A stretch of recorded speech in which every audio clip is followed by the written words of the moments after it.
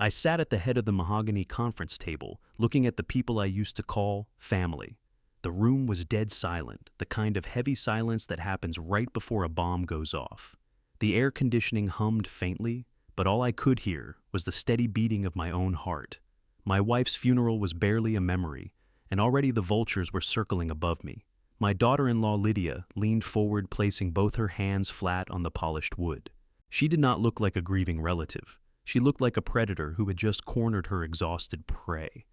She slammed a thick stack of legal documents onto the table, the sharp smack echoing loudly in the quiet room. She smiled coldly, a look of pure arrogance. "Now that the old woman is gone," she said, her voice dripping with venom, "you will put the company in my son's name and fend for yourself.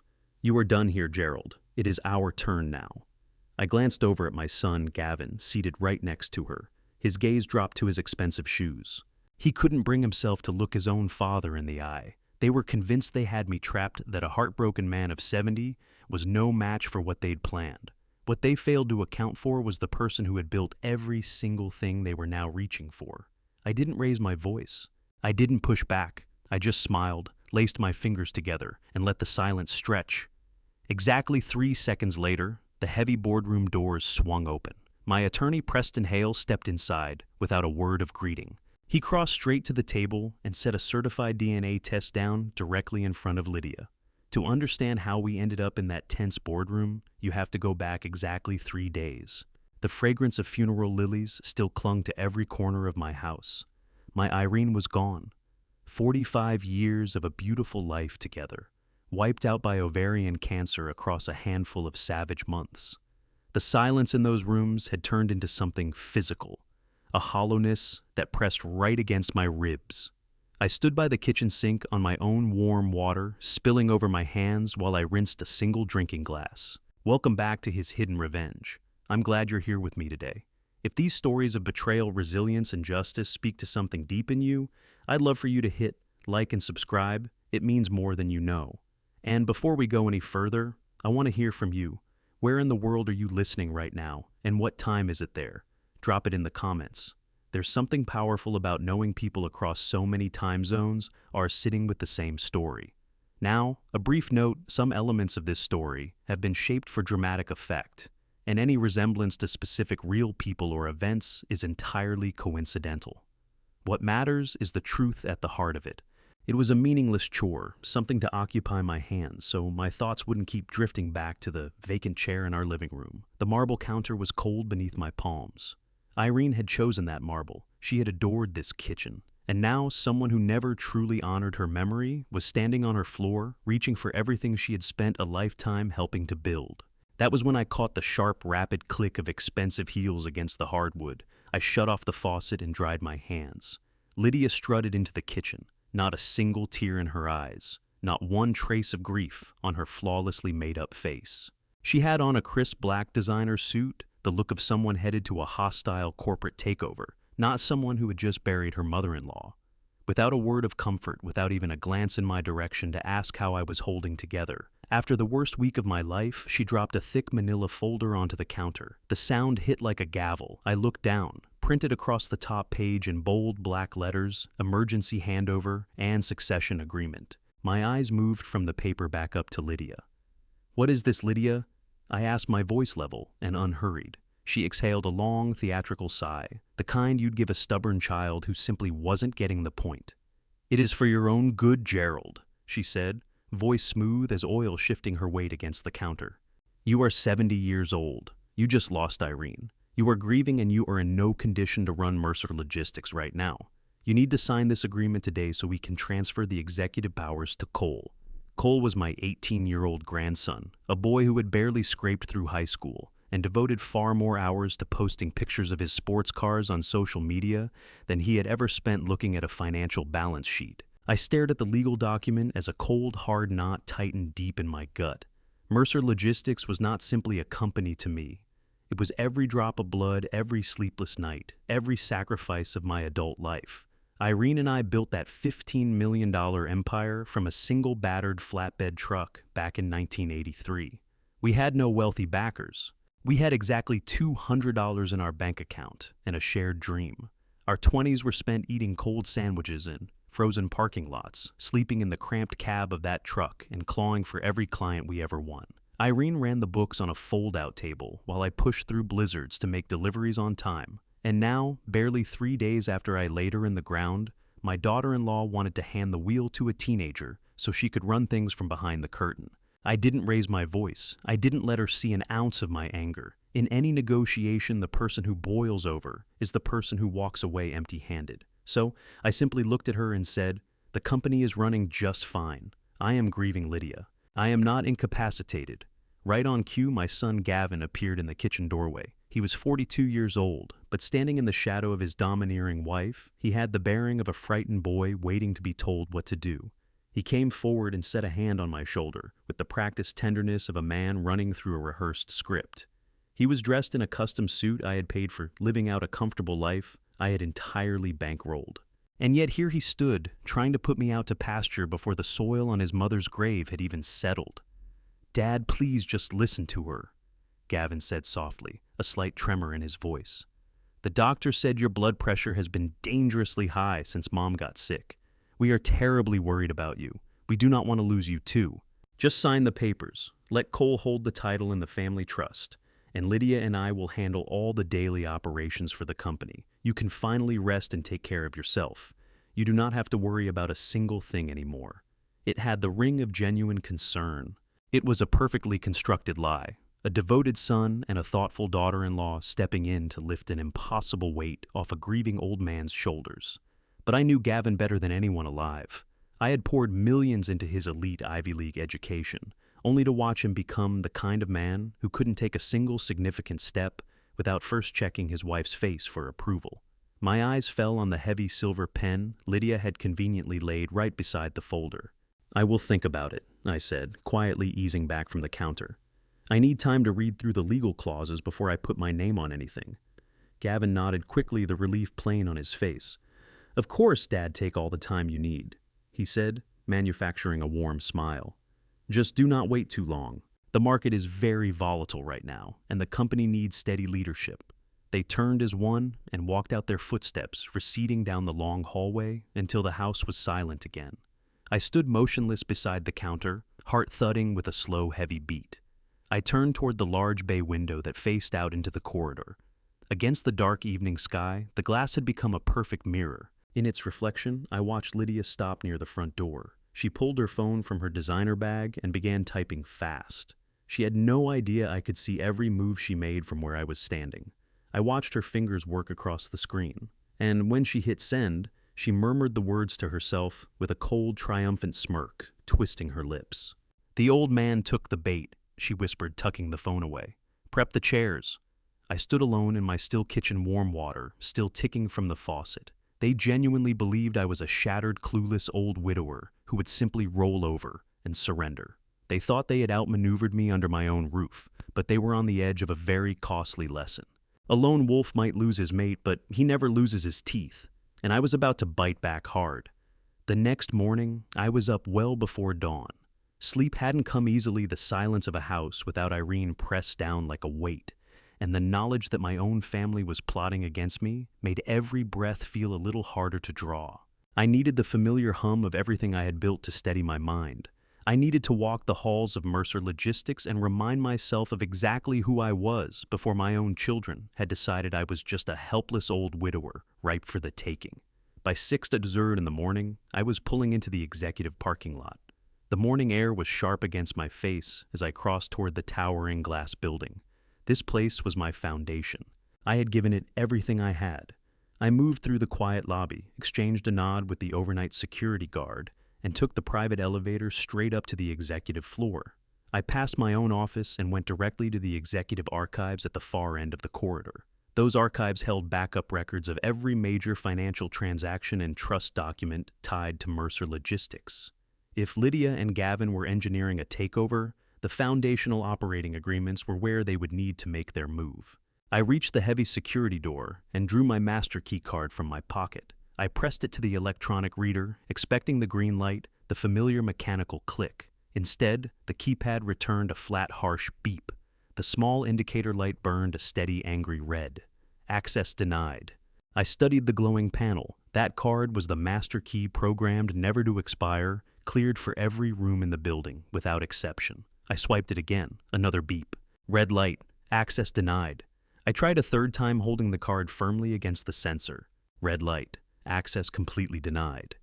"Are you having some trouble with the door, Gerald?" The voice came from the direction of the break room, startlingly sharp in the silent hallway. I turned around slowly. Walking out into the thin morning light was Clifford Pruitt. Clifford was our chief financial officer, 45 years old, tailored suits, and consistently wearing far too much expensive cologne. The heavy drift of musk and cedar reached me before he did enough to turn my stomach. He came toward me with a practiced plastic smile that didn't reach his eyes, looking far too alert and far too composed for 6 a.m. in the morning. "Clifford," I said, holding my voice perfectly steady. "My master keycard seems to be malfunctioning. It is rejecting my clearance for the executive archives." Clifford stopped a few feet away, tucking his manicured hands into his pockets. "Oh, right," he said, his smile stretching just a fraction wider. "I should have flagged that for you. We are running a major system update on the security servers this weekend. Gavin ordered a full overhaul of the digital access protocols to keep our corporate data protected. The system is temporarily blocking entry to all sensitive areas while the technicians move the files. Gavin ordered it. I let those words hang in the empty corridor. Clifford nodded without missing a beat. Yes, Gavin felt it was the right time to push through the security migration. He mentioned you would be stepping away for an extended period to grieve Irene, so he moved ahead and approved the technology overhaul. Don't give it another thought, Gerald. We have everything completely in hand. Head home and get some rest." I looked into Clifford Pruitt's eyes, cold, calculating, quietly mocking. He knew precisely what he was doing, and he knew that I knew it too. They were locking me out of my own company, throwing up a digital wall to bury whatever financial crimes were already underway, and using my son as the face of it all. The old Gerald would have snatched Clifford by his silk tie and flung him through the glass doors, would have ordered security to crack the archive lock on the spot. But the man standing there in that corridor was a seasoned veteran of 30 years in business. Make a scene, and I show my hand. Give them a reason to say I was unraveling from grief. Hand Lydia exactly the ammunition she needed to declare me unfit to lead. "I am not going to argue with you, Clifford," I said evenly, forcing a civil nod. "A security update is probably long overdue. Tell Gavin I appreciate his sudden interest in our data protection." I turned my back on the CFO and walked steadily toward my private office. I could feel his smug gaze drilling into my back with every step, but I did not look back. I stepped inside, locked the heavy oak door, and settled into my leather chair. They thought cutting off my keycard would leave me blind. They thought controlling the modern servers meant controlling the flow of information, but they had badly misread how an old wolf guards his territory. I reached down and opened the bottom drawer of the desk, pressed my thumb to a biometric scanner concealed beneath the wooden panel. A quiet click. A hidden compartment slid open. Inside sat a thick dust-covered external hard drive. I didn't need their network. A decade ago, anticipating exactly this kind of corporate treachery, I'd had a backdoor coded directly into the mainframe. This drive held an offline mirror of every digital skeleton buried inside Mercer Logistics. I plugged it into my secure laptop.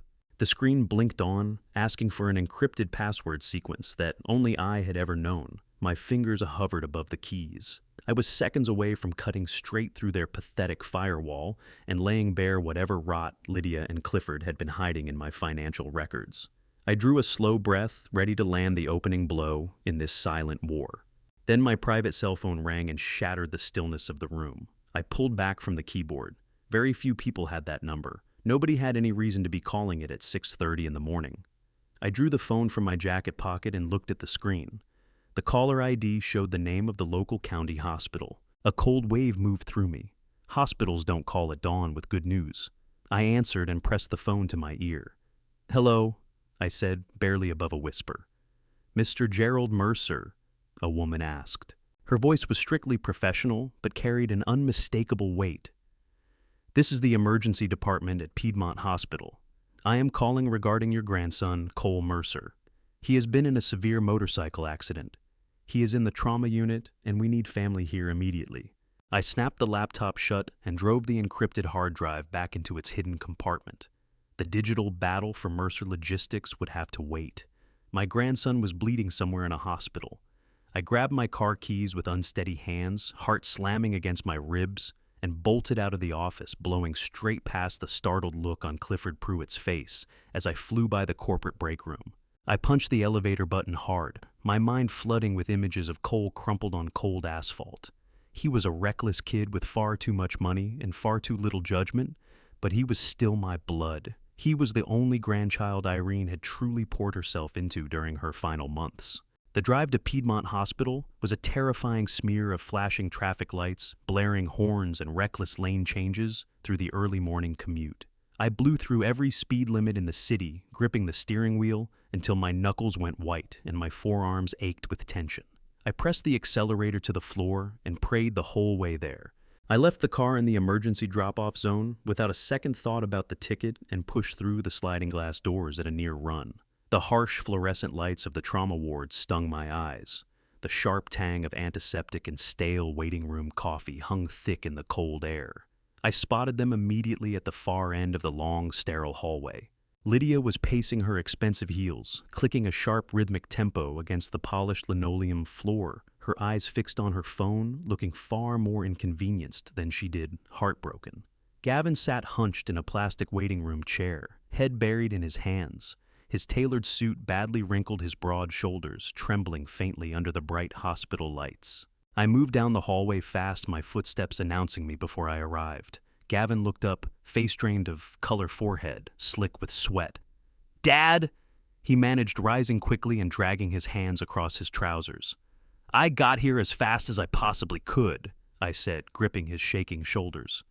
"What happened and how bad is it?" Gavin swallowed his eyes, skipping over to Lydia, who had finally lowered her phone and was watching me with mild irritation. "He took a sharp corner way too fast on that brand new sports motorcycle," Gavin said, his voice breaking slightly. "Lost control and slid straight into a steel guardrail on the highway. He had his helmet on. Thank God no serious brain or spinal damage. But he has a deep laceration on his left thigh and internal bruising around the ribs. He lost a lot of blood before the paramedics reached him and got a tourniquet in place." Lydia snapped her arms across her chest and let out a sharp, exasperated sigh that rang off the corridor walls. "It is a complete and utter disaster, Gerald. We were set to finalize the executive trust transfer this afternoon, and now we are stuck in this miserable waiting room."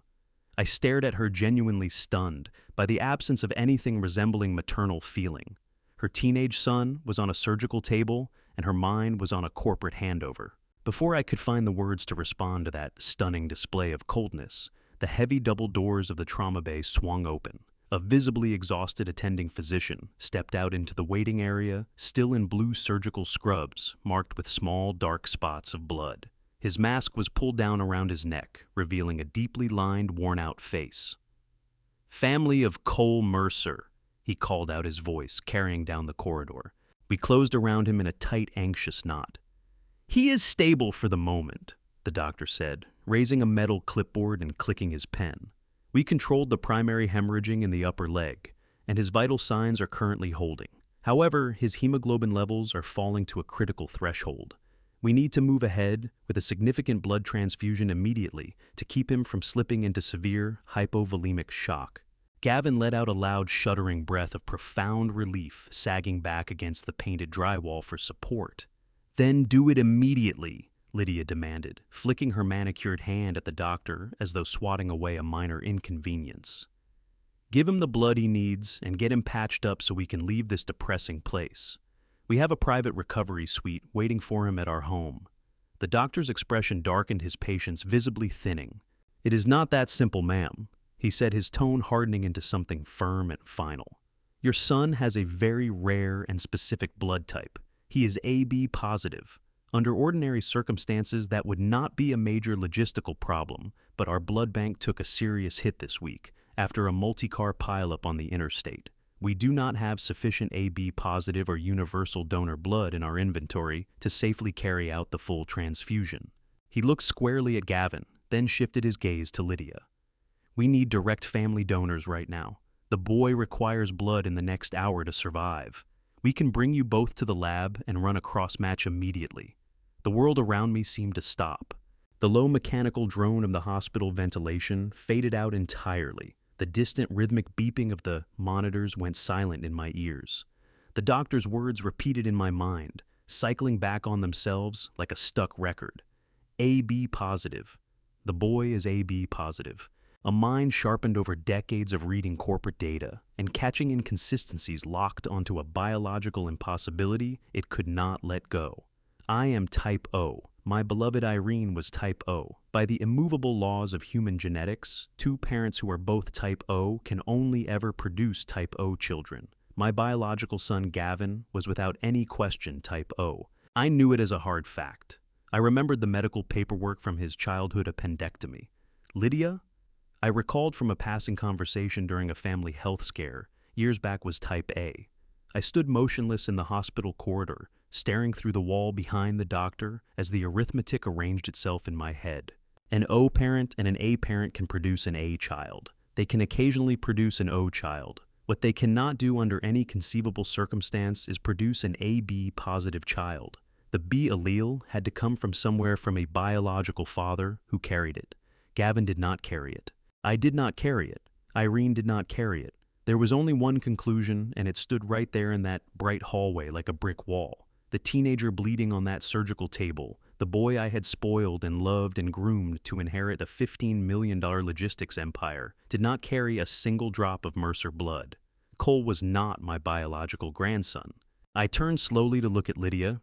She was in the middle of a loud argument with the doctor, demanding he call another private hospital and fly the blood in by emergency helicopter. It was a big, aggressive performance, deliberately engineered to smother the obvious urgent request for her to roll up her sleeve. She knew she couldn't donate without the truth surfacing. Then, I shifted my gaze to my son. I expected to see a man baffled by genetics. I expected a worried father pressing the doctor about a possible lab error. What I saw instead hit me somewhere beneath the ribs and did not let go. Gavin was pressed flat against the hospital wall, white-knuckling the metal handrail. He was not watching the doctor. He was not watching Lydia argue. His eyes were nailed to the linoleum floor, his whole body shaking under his expensive suit, sweat breaking across his forehead and trailing down his face. He wasn't confused. He was terrified. He already knew the math didn't work. When he finally forced his head up, he found me looking straight at him. For one brief, terrible second, our eyes connected across that sterile hallway. He saw the cold certainty that had settled across my face. He saw that I had already done the calculation and arrived at the answer. Gavin broke eye contact, immediately looking away, unable to hold the gaze of the father he was in the middle of betraying.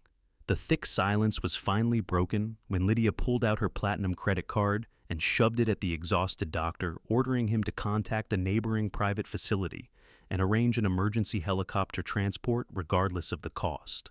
The doctor, recognizing the kind of person who believes money can bend the rules of medicine, gave a curt nod and disappeared back into the trauma bay. With the immediate crisis temporarily bought off by Lydia's financial aggression, a suffocating tension settled over the three of us. We were no longer simply a family waiting on a medical update. We were a family standing on a structure built entirely from lies, and that structure had just cracked down the middle. I did not push the issue there in the open hallway. Cornering someone in a public space is a tactical error I learned to avoid decades ago in hard corporate negotiations. Instead, I let the silence sit and stretch for a few more excruciating minutes. Then I looked at Gavin, still refusing to meet my eyes, and quietly suggested we grab coffee from the cafeteria downstairs while we waited on the helicopter transport. He hesitated, his gaze jumping to Lydia for silent clearance. Lydia, absorbed in another incoming message on her phone, waved him off without looking up. She wanted the corridor to herself. Gavin swallowed, gave a small, defeated nod, and trailed me to the elevators. The hospital cafeteria occupied a bleak basement cavity beneath the building. Harsh fluorescent lights flickered over cheap linoleum floors, throwing a sickly pale cast across the scattered plastic tables. The air carried the permanent smell of scorched coffee and industrial bleach. We bought 2 lukewarm cups of bitter coffee and flimsy styrofoam and carried them to a corner table at the back of the near-empty room. Gavin sat across from me, gripping his cup with both hands like it was the one solid thing left in his world.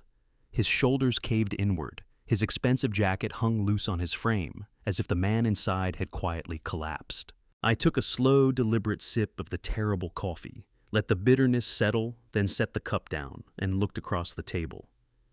So, I said, voice unhurried and completely free of accusation. That was quite a moment up there with the doctor. Lucky Lydia was willing to cover the cost of the emergency transport. I paused, leaning forward and resting my forearms on the sticky plastic tabletop. But I have to say, Gavin, I was confused by the medical details. The doctor was very clear that Cole is AB positive. Irene and I were both type O. You are type O. Lydia is type A. So, how does a boy with those parents end up with AB positive blood? Now la fin ici. Gavin flinched as if I had reached across the table and caught him across the face. The sweat that had been drying on his forehead instantly returned thick and glistening. He squeezed the cup until the rim nearly buckled. He did not look confused. He did not question whether the lab had made an error. Instead, he went straight to explosive cracking hostility. He slammed the cup down on the table, voice pitching high with a desperate, brittle anger. "You are grieving and confused, Dad." He snapped, face flooding dark red. The lab made a simple typo on his chart. It happens all the time in chaotic emergency rooms like this one. Don't start your paranoid interrogations today.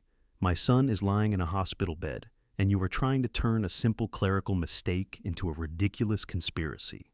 I sat perfectly still and absorbed the full force of his outburst. In decades of hard corporate negotiations, I had faced hundreds of desperate men working to conceal terrible truths. I knew exactly what genuine confusion looked like. I knew what real indignation looked like. And I knew what a cornered, guilty coward looked like when the walls of his own deception began pressing in on him. Gavin was not a stupid man, but he was a remarkably poor liar. Something enormous was being hidden, and his explosive, uncharacteristic rage only locked in my worst fear. A man who truly believed it was a clerical typo would have brushed past my question with a tired wave. He would have reminded me gently that lab errors happen every day. Instead, he attacked. He used my raw grief over Irene as a shield to deflect a perfectly logical biological question. As I watched the sweating defensive man across from me, a deep and heavy sadness moved through me. This was my son. This was the boy I had worked 80-hour weeks to provide for. While Irene and I were eating cold sandwiches in the cab of our first delivery truck, grinding Mercer Logistics up from nothing, we were imagining the future we would hand this child. We poured millions into his upbringing, private academies, lavish summer trips abroad, a prestigious Ivy League education. We handed him every single advantage we had, never had ourselves hoping to build a strong, capable man who could carry our empire forward. But all that money and privilege had only managed to produce a man without a spine.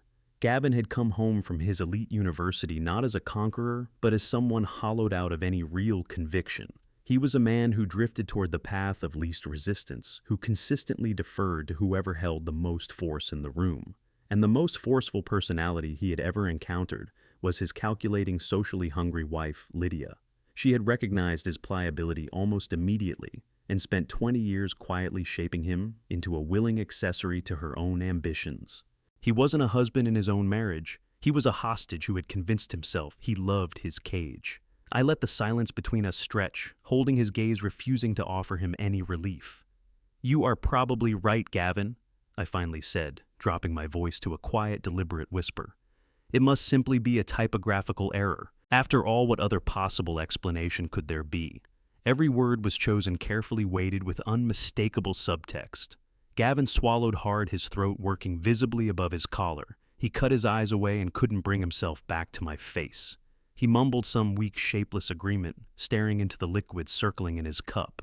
He knew that I knew, and he understood he was powerless to stop the storm that was already building on the horizon. I rose slowly from the plastic chair, leaving my untouched coffee where it sat. "Take a minute to collect yourself, son," I said, buttoning my jacket with unhurried, precise movements. "I am going to head back upstairs and check on the emergency transport."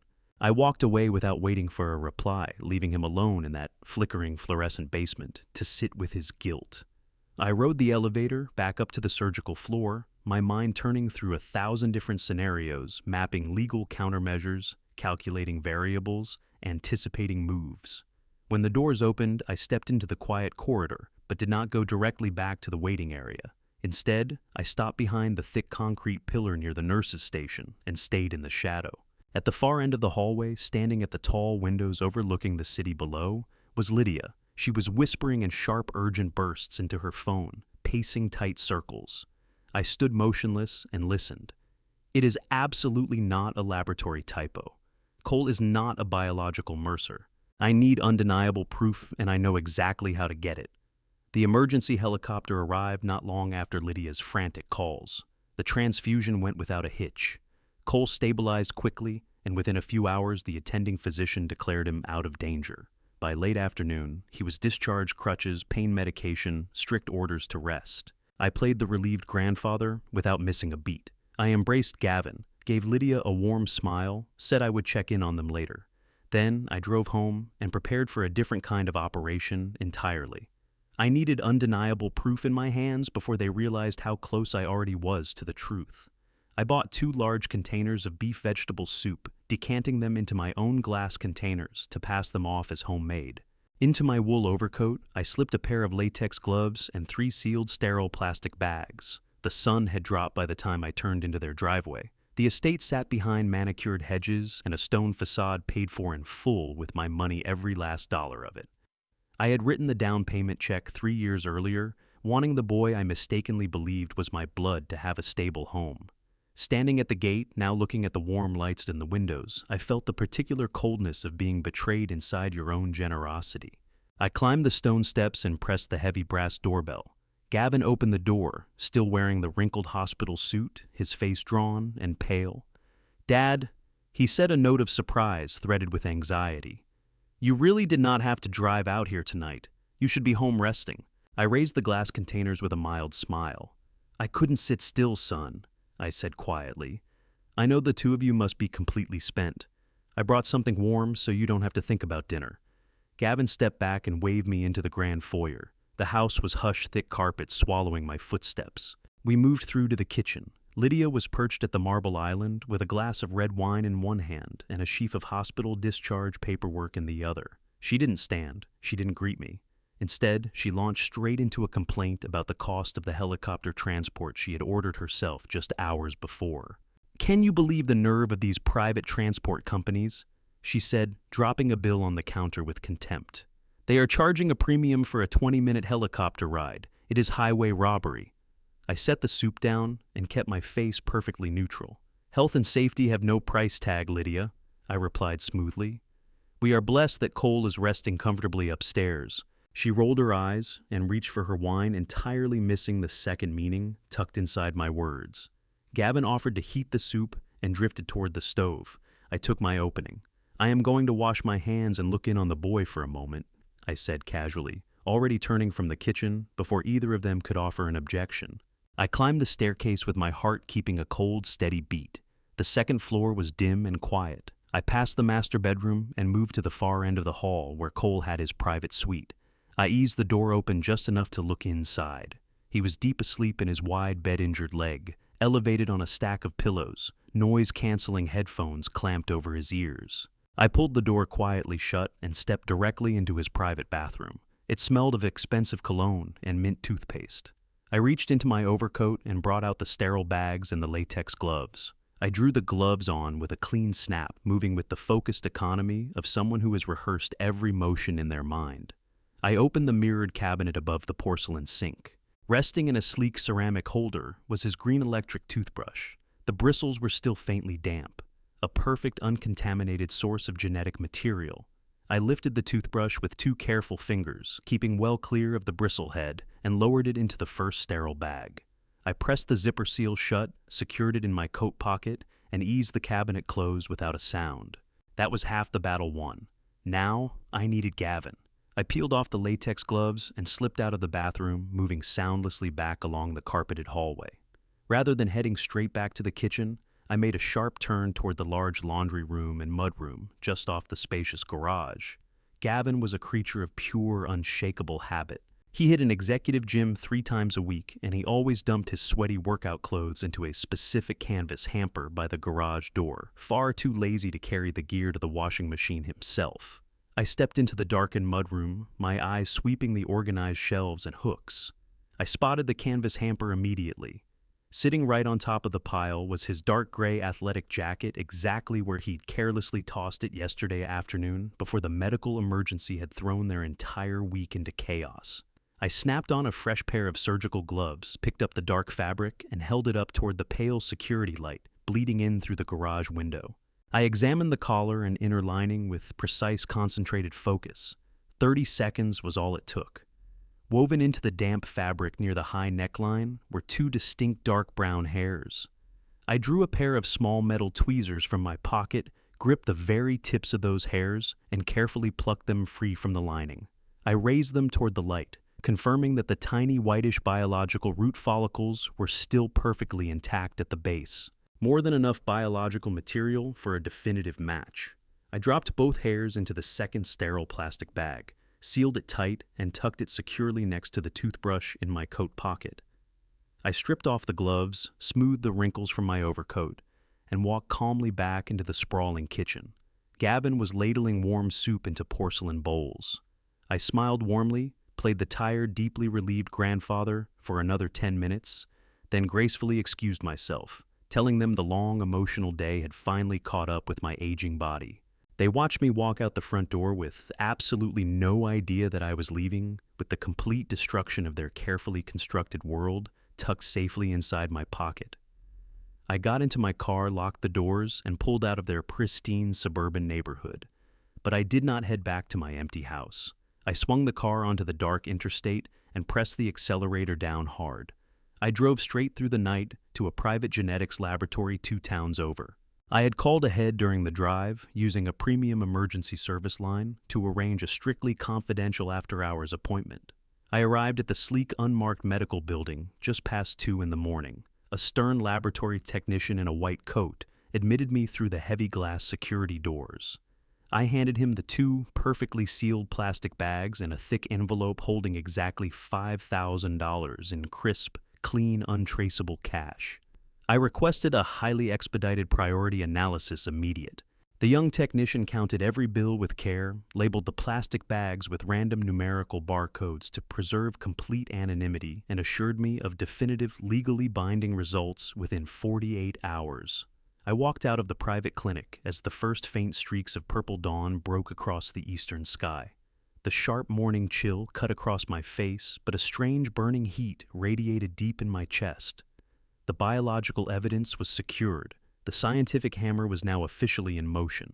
I unlocked my car and settled into the cold leather seat, releasing a long, heavy breath. I reached into my pocket for my keys, but my fingers found my smartphone instead. The screen blazed to life in the dark interior, vibrating hard against my palm. It was an automated security alert, triggered directly from the secret digital backdoor I had coded into the Mercer Logistics server 10 years ago. I stared at the glowing text and felt the blood turn to ice in my veins. Someone inside the company was attempting to push through a massive unauthorized wire transfer of $4.5 million, desperately trying to use my personal digital signature to execute it. I threw the car into gear and tore out of the clinic parking lot. The sun was climbing now, painting the morning sky in vivid streaks of orange and gold. But my world had never felt colder or darker. My mind ran faster than the engine beneath the hood. Whoever was sitting at a terminal trying to force that massive wire transfer through the Mercer Logistics system was growing desperate. They were attempting to bypass the primary authentication protocols using a forged version of my digital footprint. I didn't drive back to corporate headquarters. Walking in to confront Clifford or whoever was at that desk would only hand them the chance to scrub the servers and erase the digital evidence before I could lock it down. I drove straight home instead to that large hollow house that felt far more like a mausoleum than a refuge. I bypassed the kitchen and walked the length of the hallway to my private home office. I locked the heavy door behind me and shut the thick wooden blinds, drowning the room in shadow. I switched on the desk lamp and sat down before my secure home terminal. 10 years ago, when Mercer Logistics was expanding aggressively and we were fighting off corporate espionage from rival firms, I'd hired a gifted independent programmer to build a failsafe into our network architecture. A digital ghost, a completely invisible backdoor, coded directly into the foundational framework of the company's servers. I never told Irene about it. I certainly never told Gavin or the board of directors. It was my ultimate insurance policy designed precisely for a catastrophic scenario like this one. I booted up the terminal and typed in a complex sequence of commands that hadn't been touched in a decade. The screen flashed black, then erupted in cascading lines of green code. I was in. I moved through the network's invisible pathways, gliding past the heavily advertised corporate firewalls without tripping a single alarm. I located the active terminal that had triggered the alert. It was registered to the executive financial suite. Clifford Pruitt was already awake and working early, furiously hammering away trying to push a heavily encrypted wire transfer through the system using a spoofed credential package engineered to mimic my authorization. I watched his digital keystrokes in real time, like a ghost observing a thief trying to pick a lock. Clifford was a slick calculating accountant, but his grasp of deep network architecture was arrogant and fatally flawed. He had erected a series of internal lockouts to blind the general accounting staff and shut down my standard administrative access. But his walls existed only at the surface level. He had absolutely no idea I was moving beneath the foundation of his digital fortress. With a handful of precise keystrokes, I isolated his transfer request and quietly quarantined the transaction, suspending the $4.5 million in a hidden digital purgatory where he could neither complete the transfer nor erase the footprint of the attempt. I had him perfectly trapped, my heart hammered with a blend of fury and razor-sharp focus as I prepared to dig deeper into the system. I needed to see exactly how long this disease had been eating through my company, and I needed to pull together every piece of undeniable evidence before they realized they were caught. Having stopped the immediate financial hemorrhage, I turned my attention to the source of the rot. I needed to know just how deep this infection ran. I traced the destination of the blocked wire transfer following complex routing numbers through a dizzying maze of offshore protocols and disguised corporate entities. What I found was a sophisticated, tightly organized labyrinth of financial fraud. Clifford hadn't simply been skimming off the top. He had engineered a massive systemic pipeline designed to drain the lifeblood out of my company. I uncovered 4 distinct shell companies, all recently registered in the state of Delaware under fake limited liability corporations. They carried generic, forgettable names that blended seamlessly into a standard corporate expense report: National Freight Advisors, Summit Transport, Consulting, Keystone Operations Partners, and Pinnacle Supply Chain Group. I pulled up the accounting ledgers tied to these phantom companies. The digital paper trail revealed a relentless barrage of fabricated invoices for phantom consulting services, non-existent software upgrades, and dummy logistical routes that Mercer Logistics had supposedly subcontracted. The sheer volume of false invoices was staggering, yet each was carefully calculated to slip just beneath the threshold that would trigger an automatic secondary board review. Clifford had meticulously structured the payments to resemble standard operational expenses, concealing the theft behind a wall of tedious corporate bureaucracy. I began downloading every ledger, every forged invoice, and every routing number onto my secure hard drive, building a permanent, unalterable record of their criminal enterprise. The depth of the deception was sickening. It exposed a level of calculated greed that shattered every last illusion I'd held about the people running operations inside my own corporate headquarters. I pressed deeper, matching the dates of the fraudulent invoices against the corresponding outflow of corporate capital.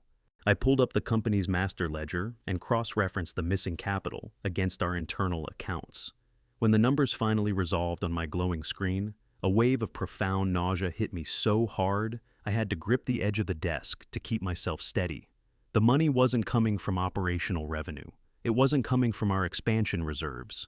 The $4.5 million that Clifford and Lydia had siphoned away over the past 8 months was being systematically drained directly from the employee pension fund.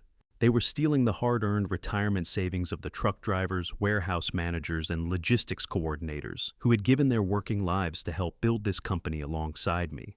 But the absolute worst part was the timeline. I studied the dates on the largest outgoing wire transfers, feeling a sharp twisting pain bore into my chest. The first massive withdrawal had been initiated 8 months ago.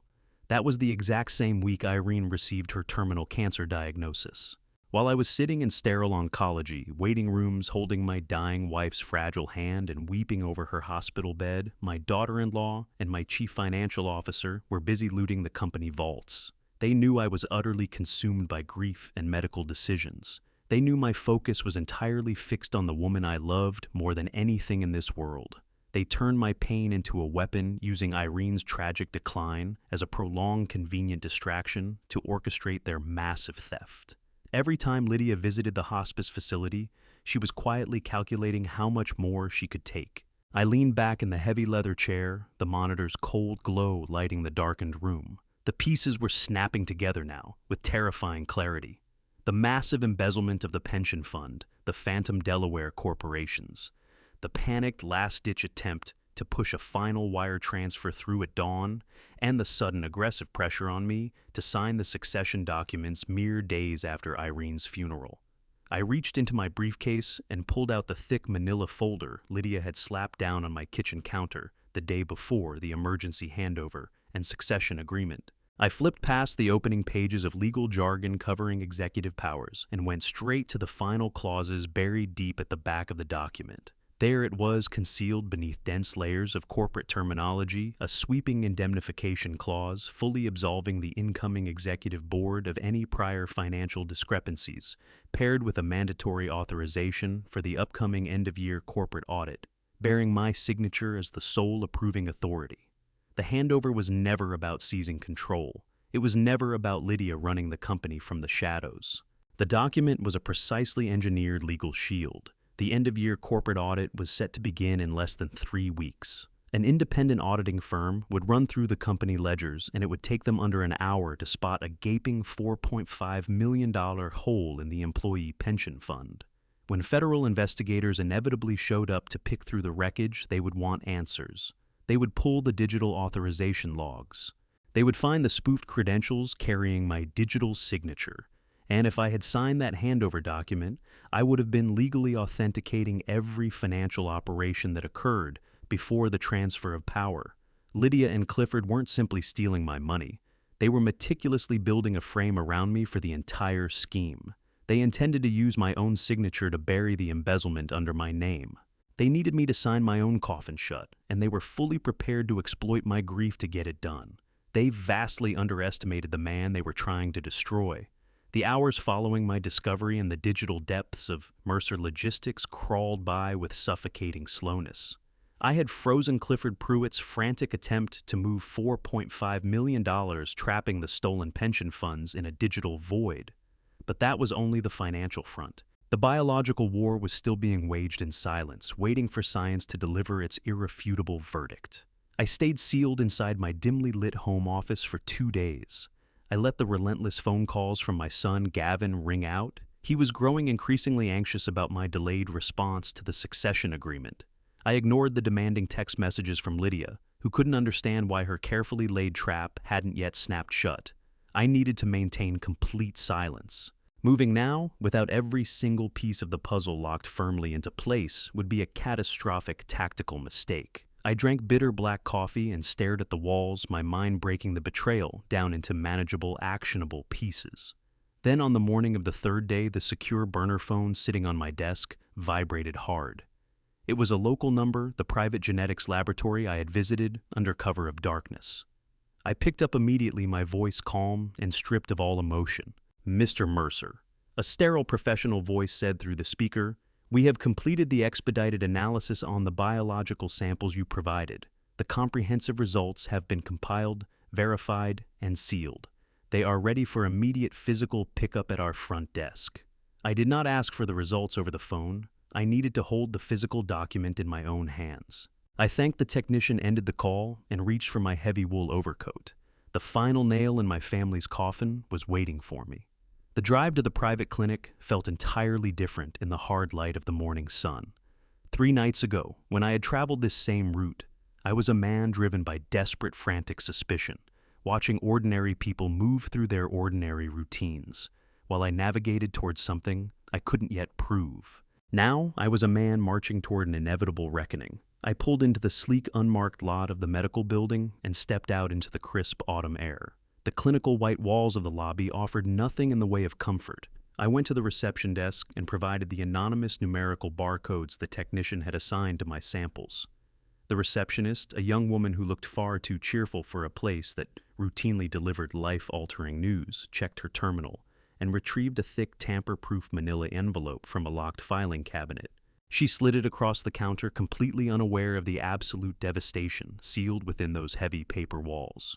I took the envelope, feeling its weight in my hands. I did not open it in the lobby. I needed the total privacy of my own space. I walked back out through the sliding glass doors, the automated hum sounding unnaturally sharp in my ears. I got into the driver's seat, pulled the heavy door shut, and locked it. I started the engine and let the deep, steady rumble fill the insulated cabin. The heater pushed warm air over my cold hands, but did absolutely nothing to melt the ice that had taken up permanent residence in my chest. I sat in the idling car for a long time, staring at the blank face of the envelope on the passenger seat. Inside that paper casing was the absolute scientific truth about my bloodline. I had spent 18 years looking at Cole, searching for traces of my own face in his adolescent features, hunting for Irene's bright smile in his expressions, looking for my own relentless drive in his choices. Now, I was about to learn whether I had been searching for ghosts all along. I drew a slow, steadying breath, reached over, and picked up the envelope. I slid my index finger under the sealed flap and tore it open in one clean, decisive motion. I pulled out the crisp white laboratory report. The document was dense with complex genetic markers, biological sequencing charts, and technical medical terminology, but I skipped past all of it and let my eyes fall directly to the bold, capitalized conclusion printed at the very bottom of the final page. Probability of paternity, 0.0%. The biological samples provided from subject A do not share a paternal genetic relationship with the biological samples provided from subject B. The subject known as Cole is excluded as the biological offspring of the subject known as Gavin. I read the numbers again. 0.0%, no margin for error, no statistical anomaly, a complete, undeniable biological zero. The teenage boy I had loved, indulged, and groomed to inherit my $15 million empire was a total stranger. He did not carry a single drop of Mercer blood. Irene's sacred lineage, the family legacy we had worked so relentlessly to secure, had ended the moment my wife drew her last breath in that hospice bed. For exactly 1 minute, a wave of deep, crushing grief rolled over me. I mourned the loss of my grandchild. I mourned the deception that had robbed me of a true legacy.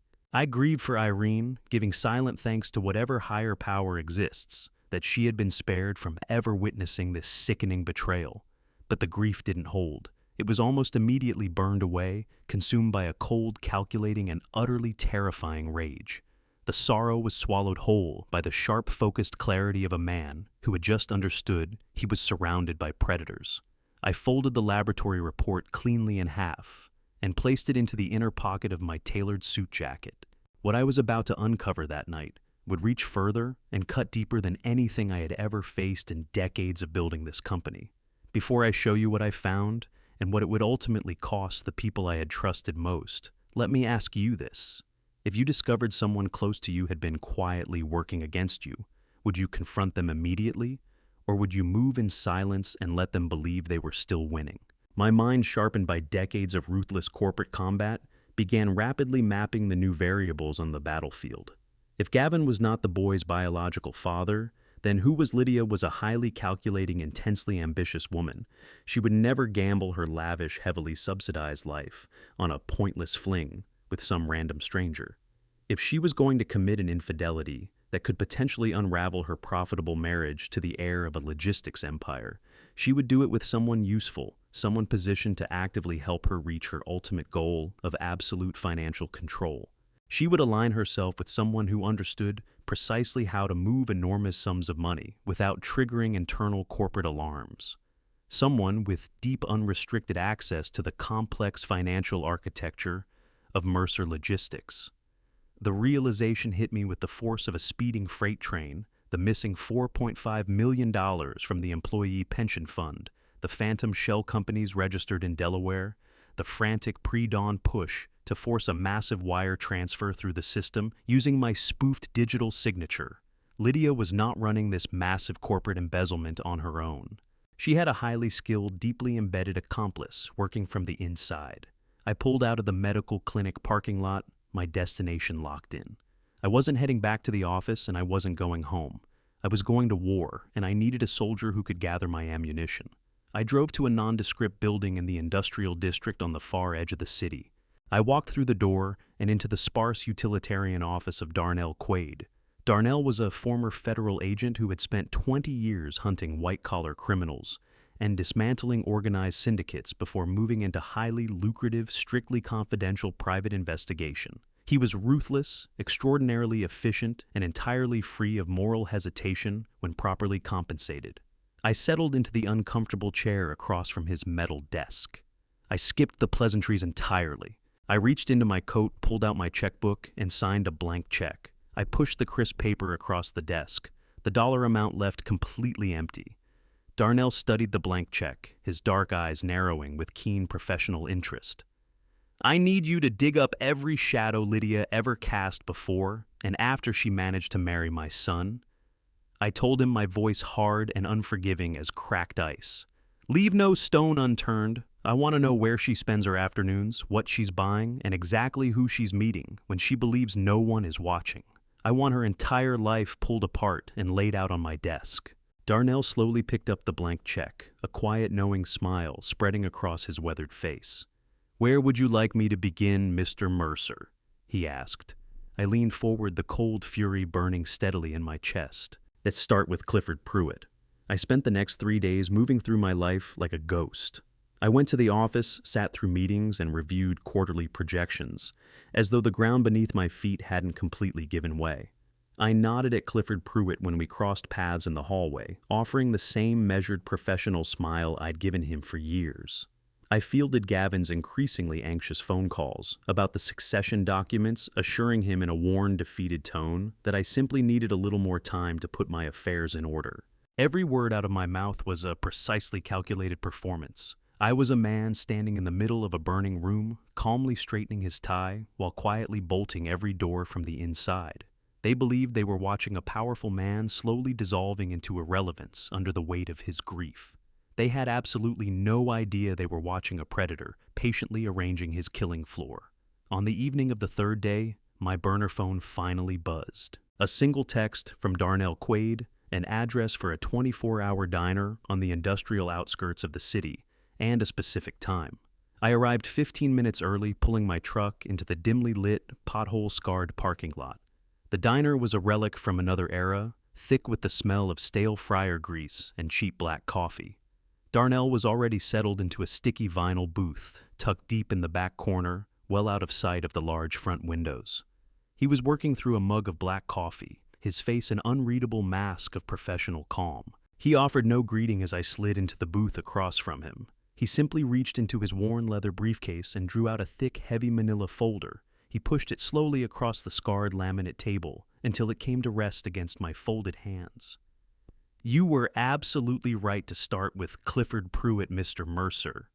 Darnell said, his voice a low, gravelly murmur that barely carried over the ambient drone of the diner's aging refrigerator units. They weren't particularly careful. Arrogance rarely is. I stared at the thick dossier, my fingers resting lightly on the rough cover, feeling the weight of the secret sealed inside. I opened it. The first page was a high-resolution photograph, date-stamped just 3 weeks ago. It showed Lydia and Clifford seated close together at a secluded table in an upscale, out-of-town restaurant. Clifford was leaning in his hand, resting intimately over hers, their faces angled close, in private, animated conversation. This was not a business meeting. The body language was unmistakable, two people bound by a deep, familiar, and carefully guarded history.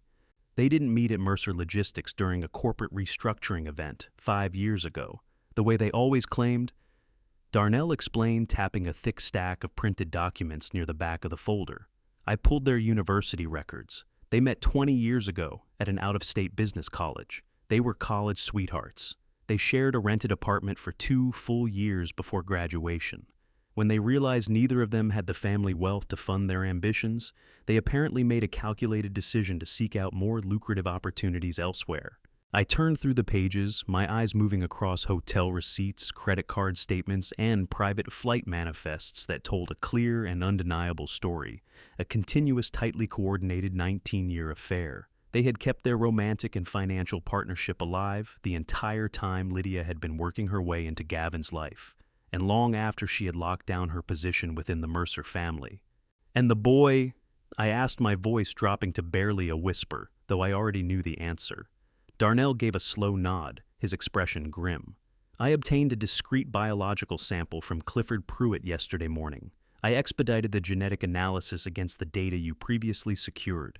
Clifford Pruitt is undeniably the biological father of Cole. Lydia had been carrying his child before she ever walked down the aisle with your son.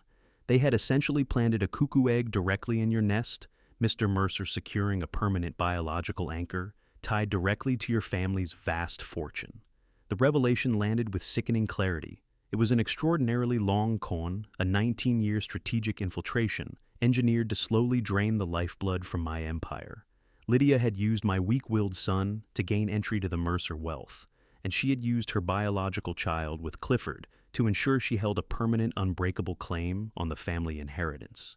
They had exploited my love, my pride, and my desperate hunger for a grandson to cement their ultimate financial security.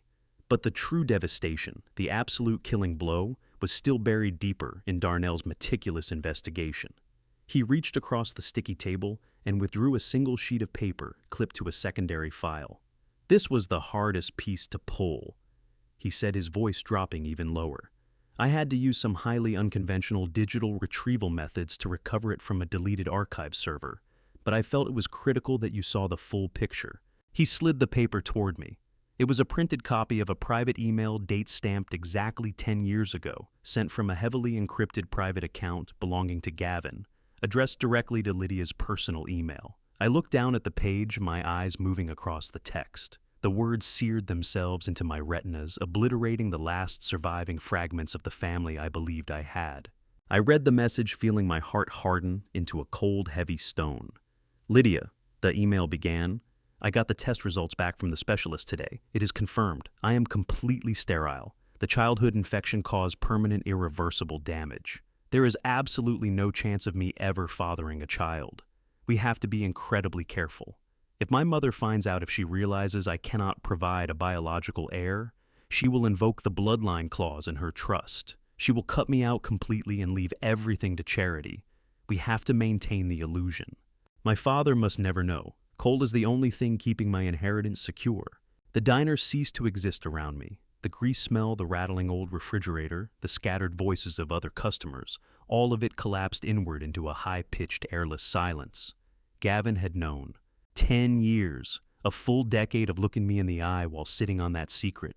He understood that Cole carried no Mercer blood, and he understood that Lydia had smuggled another man's child into our family line. Yet, rather than face that betrayal head-on, rather than pick up the phone and tell his father the truth, my son had made a deliberate choice. He pulled the mask over his own face and became a co-conspirator. He swallowed his conscience and played along because the alternative was financial ruin. Irene had built the Mercer legacy on bedrock. She had hammered a strict biological inheritance clause into our family trust, one that barred any transfer of corporate assets or personal wealth to anyone outside the direct Mercer bloodline. Her reasoning was simple and fierce. The empire we scraped together from a single battered flatbed truck back in 1983 would never fall into the hands of an outsider or a calculating spouse. Gavin knew every word of that clause by heart. He also knew that his sterility made him permanently ineligible under its terms. Faced with that reality, he made a transaction the kind that cannot be undone. He would stand at the side of another man's child, play the devoted father, feed his own parents a steady diet of lies, and collect his $15 million in exchange. He traded his mother's dignity and his father's faith for a guaranteed payout. He wasn't Lydia's victim, he was her equal partner in a fraud that had been running for 19 years. He sat across the dinner table from me, watching me lavish love and resources on a boy who shared none of my blood. He watched me swell with pride, thinking about the future that child would inherit. And the whole time behind those eyes, he was running the numbers. I sat motionless in that cracked vinyl booth, the printed email open in front of me, staring at it until the words dissolved into an unreadable blur. Whatever residual grief had flickered to life inside me at the genetics clinic had burned out completely. In its place sat something colder, harder, and far more dangerous, pure crystalline clarity. The grieving widower was gone, the wounded father was gone. What remained was a man who had been selected as prey by his own family and who had just realized it. I folded the email along its crease and tucked it back beneath the dossier's cover. I pressed both palms flat against the closed folder. Across the table, Darnell Quaid was watching me in silence. No words, just steady professional attention. He could read what had shifted behind my face. "You've done outstanding work, Darnell," I told him, my voice smooth and emptied of feeling. "This is exactly the foundation I needed." Darnell set down his mug and leaned back. "Where do you go from here, Mr. Mercer?" I got to my feet, tucked the heavy dossier under my arm, and pulled my wool overcoat shut button by button. "I'm going home," I said simply. "I'm going to open my door to my devoted son and his loving wife. I'm going to give them the old man they've been waiting for, tired, beaten, ready to sign. And then I'm going to hand them precisely enough rope to do the job themselves." The drive back was slow and deliberate. The dossier sat on the passenger seat beside me, dense with the weight of what it contained. Highway lights swept in and out across the cab like a slow pulse. I kept my mind disciplined, running through each piece of the picture, not to feel it, not yet, but to map it. Grief had its hour coming. So did the rage. So did the mourning for the son I'd believed in, and the grandson who existed only in my imagination. But none of that was allowed inside the car tonight. I needed to be airtight when Lydia and Gavin arrived, invisible behind the face of a man who had finally quietly given up. I needed them to see absolutely nothing coming. I swung into my driveway and listened to the gravel shift under the tires. Dark house. Everything where I'd left it. I went straight to my private study and sealed the dossier inside the hidden biometric safe under my desk, tucked alongside the encrypted drive holding the full record of their corporate theft. Then I took the burner phone off the desk and dialed Gavin's number. 2 rings. He picked up fast, his voice riding the razor edge between rehearsed sympathy and raw impatience, the sound of a man who'd been waiting too long for something he considered already his. "Dad, are you okay? 2 days I couldn't get through." I exhaled slowly, long and ragged, and let my voice go thin at the edges, the way a man sounds when the last of his strength is going out like a tide. I pressed lightly against the mahogany desk, as though I needed it to hold me up. "I'm sorry, Gavin," I breathed.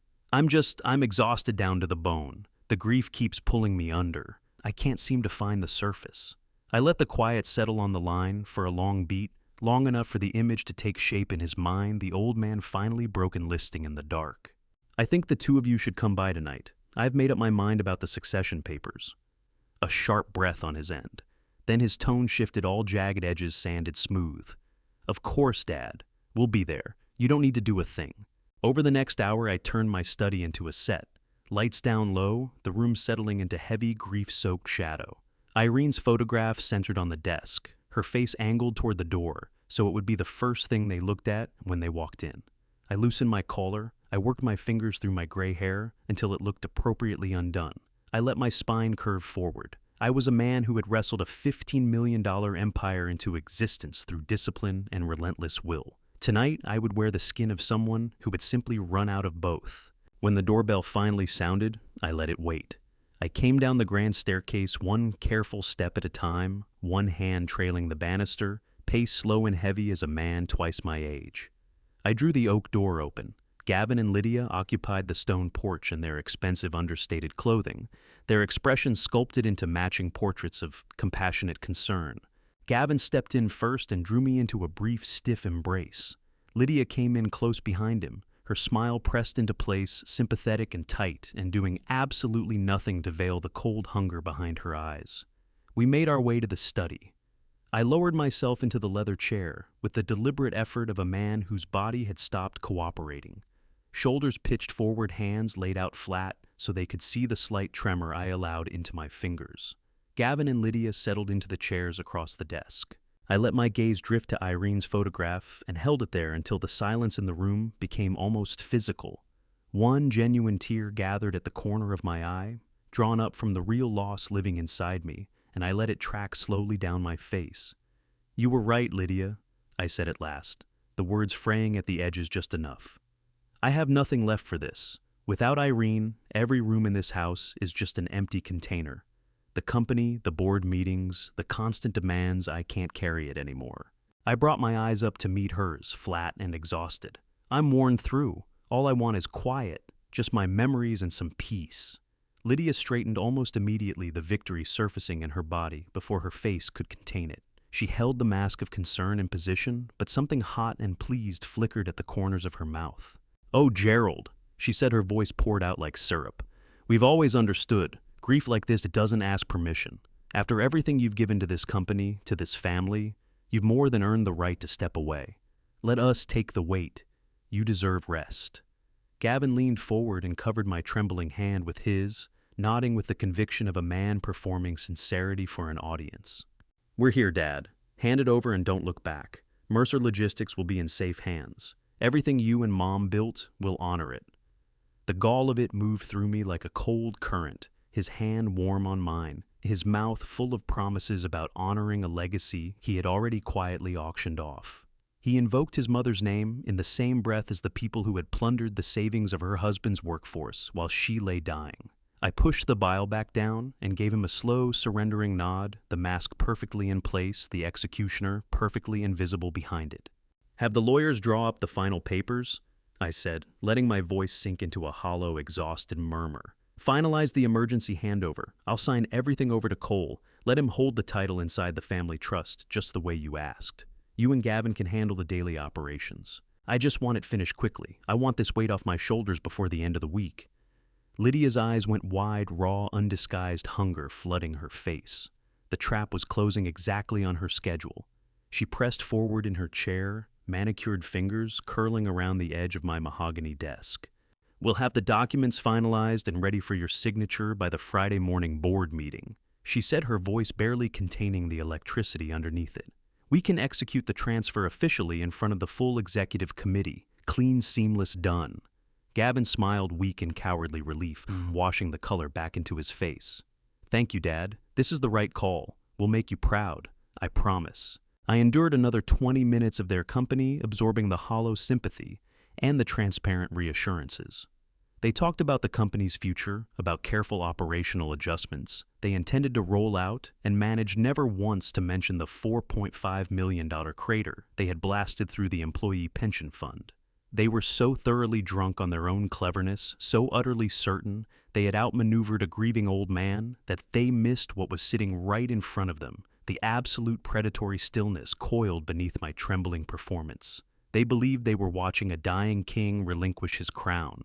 They had no idea they were watching the executioner lay out the block. At last they rose to leave, eager to get back and push the paperwork through. I walked them to the front door, keeping my stride slow and shuffling, maintaining every inch of my defeated gait. Gavin embraced me a second time, murmuring hollow words about being there for me. Lydia offered a stiff, perfunctory hug, her thoughts already sprinting ahead to Friday morning. I stood on the stone porch in the cold night air and watched their expensive luxury SUV, bought entirely with the proceeds of my hard work, pull away down the dark, winding street until the taillights swallowed themselves in the distance. The moment they disappeared, the broken old man ceased to exist. I straightened fully, shoulders back, spine locking into place like tempered steel. The tremor in my hands was gone, without a trace, replaced by absolute rock-solid steadiness. I stepped back inside the heavy oak door, shutting behind me with a hard, definitive crack. I walked with purpose down the hallway, the dim, melancholic lighting of the house no longer touching me. Back in the study, I threw on the bright overhead lights and picked up the burner phone. No hesitation. I dialed a number I had carried in memory for decades. 2 rings and then a crisp, authoritative voice cut through. Preston Hale speaking. Preston was my personal corporate attorney, 55 years old, a brilliant, unsentimental legal predator who had built his reputation dismantling rival companies in vicious courtroom battles. A man who understood that real power wasn't delivered with pleasantries. It was administered with a precisely sharpened legal scalpel. Preston. I said, the worn, defeated murmur gone, replaced by the hard, commanding voice of the CEO who built Mercer Logistics from nothing. Clear your calendar for the rest of the week. I need a comprehensive package, terminations, disinheritance, the works. We have a massive systemic breach of trust, multiple counts of serious financial fraud, and a direct violation of the Irene Mercer bloodline clause. A brief, sharp intake of breath on the other end. Preston didn't reach for unnecessary clarification. He knew that voice. He knew exactly what it signaled. "Who are we targeting, Gerald?" he asked, his tone going flat and clinical in an instant. "My son, Gavin," I said, steady as stone. "My daughter-in-law, Lydia, Anne Clifford Pruitt." I let those 3 names settle into the line. They've dressed up a hostile takeover as an emergency succession, and they're planning to use my signature to bury $4.5 million in stolen pension funds. They want it wrapped up at the Friday morning board meeting. Preston made a low, dry sound, the ghost of a laugh containing no amusement whatsoever. Remarkably bold of them.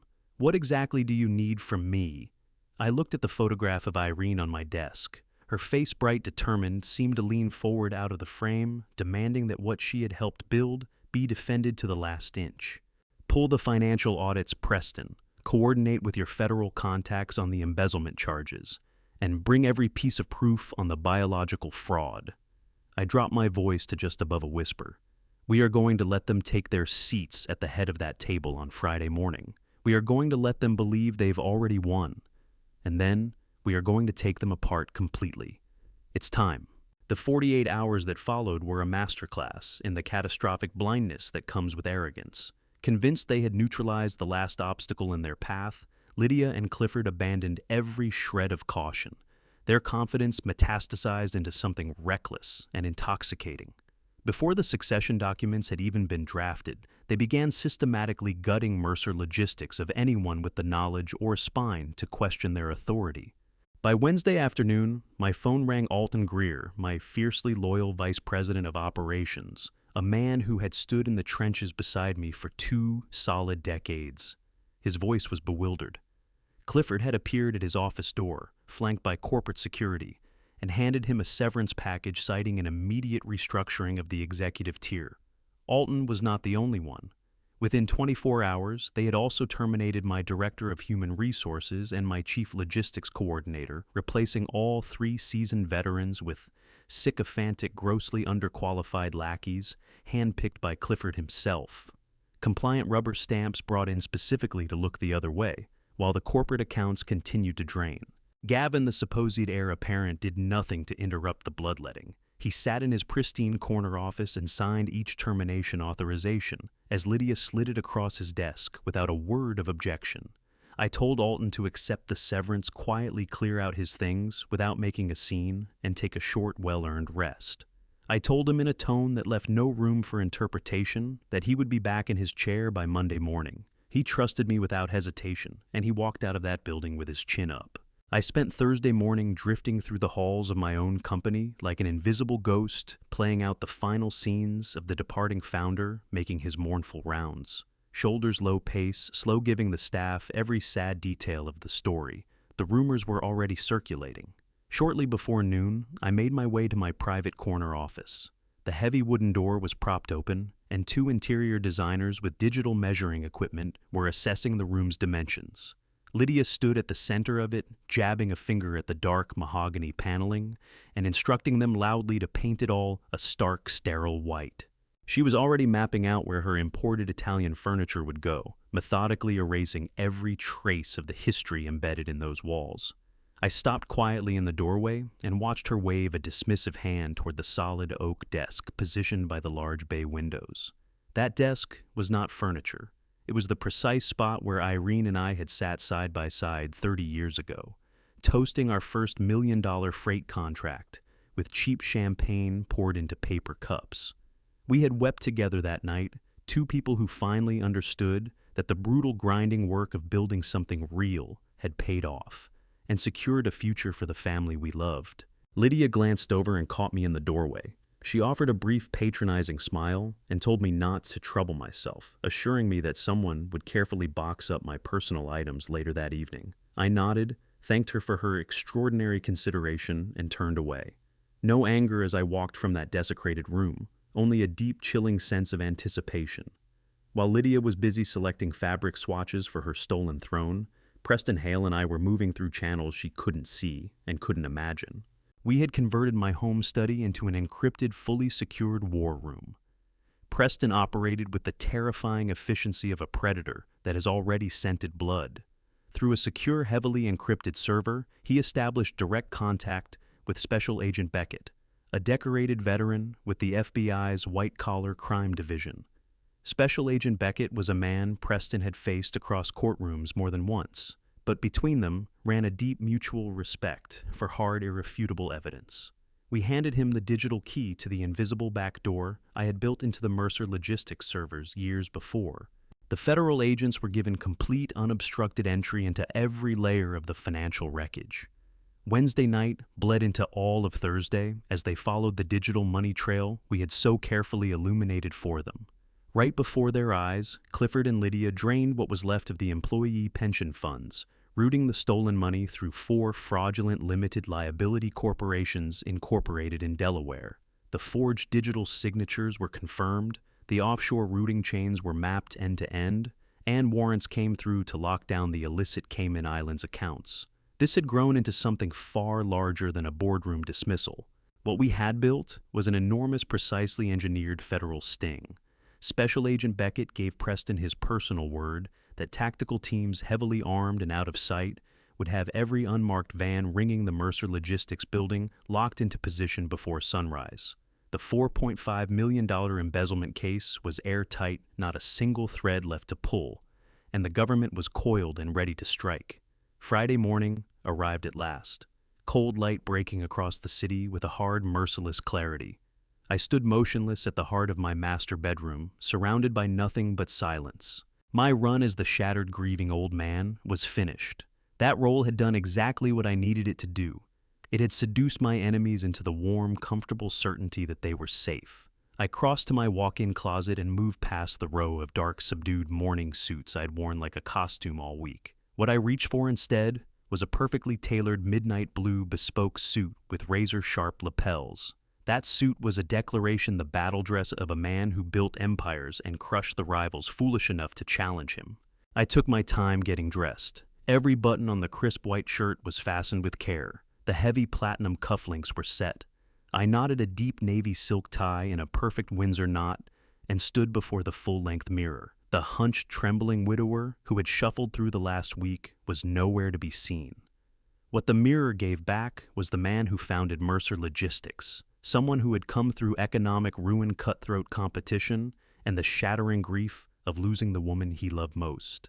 I moved to the wooden nightstand, the one Irene had always kept her favorite pearl bracelet on. I let my fingers rest against it for a moment, pulling something steady and certain from the touch. Nothing in me wavered. This was never only about the money or the company. It was about honoring the woman who had poured herself completely into building something real, something lasting alongside me.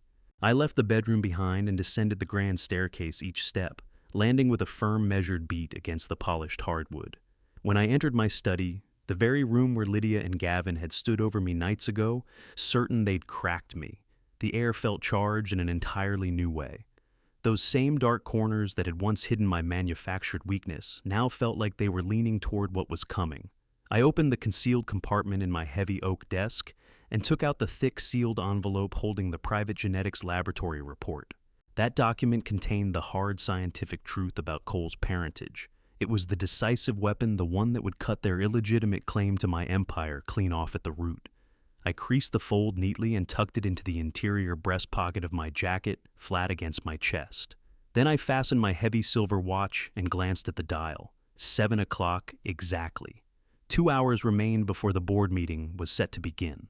The federal teams were already moving into place. Preston had the termination documents finalized and locked inside his briefcase. Every piece was positioned on the board, and my opponents, drunk on their own arrogance, were steering their king one square at a time into a trap they couldn't see. I stepped out into the morning, breathed in the sharp, cool air, and got behind the wheel of my truck. I wrapped my hands around the leather steering wheel and fired the engine. I was going to walk into that boardroom and let them have the seat of honor at the head of the mahogany table. I would stand there and let them look at me the way you look at something already defeated. I'd give them their moment, a handful of seconds of pure, uncut triumph, and then I would level everything they had stolen and built on lies, and I would do it without one flicker of remorse. I engaged the gears and pulled out of my driveway, the windshield catching the early sun as I rolled toward the reckoning. Today carried no grief. Today was settlement day. The people who had helped themselves to what was mine had enjoyed their short, reckless run at the wheel, and now the man who actually built it was on his way back. The route to headquarters was automatic streets I knew, by field traffic I barely registered. Every thought I had was trained on what was about to happen. I swung into my parking space, stepped out into the cool air, and pushed through the glass entrance of Mercer Logistics. My back was straight, the fabric of my bespoke suit sitting exactly as it should. The security staff and the receptionists, the ones who had watched me move through those same doors for 2 days, like a man with nothing left, looked up and froze. The fragile old wreck they thought they knew was gone. I walked with purpose toward the executive elevator, the heels of my leather shoes striking the marble floor in a clean, hard rhythm. Every footfall was an act of reclamation against the lie my enemies had worked so hard to make real. I hit the top floor button and watched the numbers tick upward, each one bringing me closer to the final confrontation in this war. The boardroom's mahogany doors were shut when I reached them. I didn't pause to announce myself. I put my hand to the door and walked in. The room was full. Lydia had assembled quite a crowd for what she intended to be her coronation. She occupied the head of the long conference table, settled into the very leather chair that had been mine for 30 years, like she'd always belonged there. Gavin sat to her right, his skin an unwell shade of pale, a faint sweat visible along his collar, despite the cut of his expensive suit. To her left was Clifford Pruitt, the chief financial officer, wearing the wide, self-satisfied grin of a man who believes he has already won. Beside Clifford sat 18-year-old Cole, his attention fixed on his phone, utterly disconnected from the criminal machinery turning around him. The remaining seats were filled by the new sycophantic executive lackeys Clifford had rushed in to displace the loyal people I'd built this company with. They sized me up with the easy contempt of people who think they're watching a man walk in to sign his own obituary. I made my way steadily toward the single vacant chair at the far end of the table, keeping my gaze on Lydia the entire time. I sat down and laid both hands on the cool, smooth surface of the table. Silence swallowed the room whole. All that remained was the quiet, persistent tick of the antique grandfather clock in the corner. Lydia leaned in, fingers laced together, elbows on the table, radiating the kind of hunger that has no interest in hiding itself anymore. She nodded toward one of the new hires, who wasted no time shoving a thick manila folder along the length of the table. It traveled the full span of polished mahogany and stopped neatly in front of me. Resting on the surface of the paperwork was a heavy silver pen. "This is the final emergency handover and succession agreement," Lydia announced, her voice filling every corner of the quiet room. Gone completely was the warm, syrupy concern she had performed in my study those few nights ago. What was left was cold, precise command. The transition of executive power has already been fully approved by the new board members present in this room today. We have streamlined the legal process to ensure a rapid, seamless transfer of all corporate assets and operational authority into the family trust. All we need right now is your final authorization signature on the bottom line. I looked at the stack of documents before me. Somewhere in the interior of those pages sat the indemnification clause and the mandatory audit language designed to hang the theft of $4.5 million from the employee pension fund directly around my neck. I lifted my eyes back to Lydia. The pretense was gone, no trace of a concerned family member, no performance of reluctant necessity. She was a predator who had already decided the kill was hers. She eased back into my chair, and a slow, contemptuous smile worked its way across her face. "Now that the old woman is gone," Lydia said, and every syllable was soaked in venom, loaded with malice that didn't bother to conceal itself. "You will put the company in my son's name and fend for yourself. You are completely done here, Gerald. It is our turn now." Those words settled into the dead air of the boardroom, like something with real weight.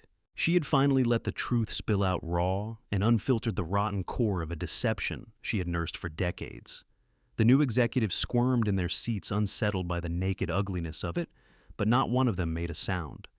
They held their tongues, loyal to the people signing their checks. Clifford Pruitt let out a quiet, self-satisfied chuckle and smoothed his silk tie with the practiced ease of a man who believes nothing can touch him. Cole glanced up from his phone at the shift in the room's energy, registered mild confusion, then went right back to his screen. I gave her vicious dig at my dead wife, absolutely nothing in return. My expression stayed locked, cold, flat, unreadable as stone. I reached out unhurried and lifted the heavy silver pen from the top of the legal folder. The polished barrel was cool and firm in my grip. I turned it slowly, letting the morning light catch the metal. Then I shifted my gaze and looked straight at Gavin. This was the last possible crossing point. He was a spineless man who had chosen fraud over integrity to protect a fortune he'd never earned. He had sat there and let his wife spit on the memory of his mother, who was barely cold in the ground, and yet he was still my son. I held his anxious, sweat-dampened face in my stare and said nothing, offering him one last unspoken chance. One narrow window to stand up to be something more than what he'd become before everything collapsed on top of him. I held the pen in the air and waited. Gavin's throat worked against his collar, his Adam's apple rising and falling with a hard swallow. The question burning in my eyes was not subtle. He understood it completely. For just a heartbeat, something real moved across his pale features. A flicker of hesitation, of something that might once have been a conscience, but the cowardice had set in, too deep grown, too thick over too many years. The thought of losing every comfort he had ever traded his soul for won out over whatever remained of his decency. Gavin made his choice. He dropped his gaze from mine, turned his face away, and fixed his eyes on the floor and his own polished shoes. That was my answer.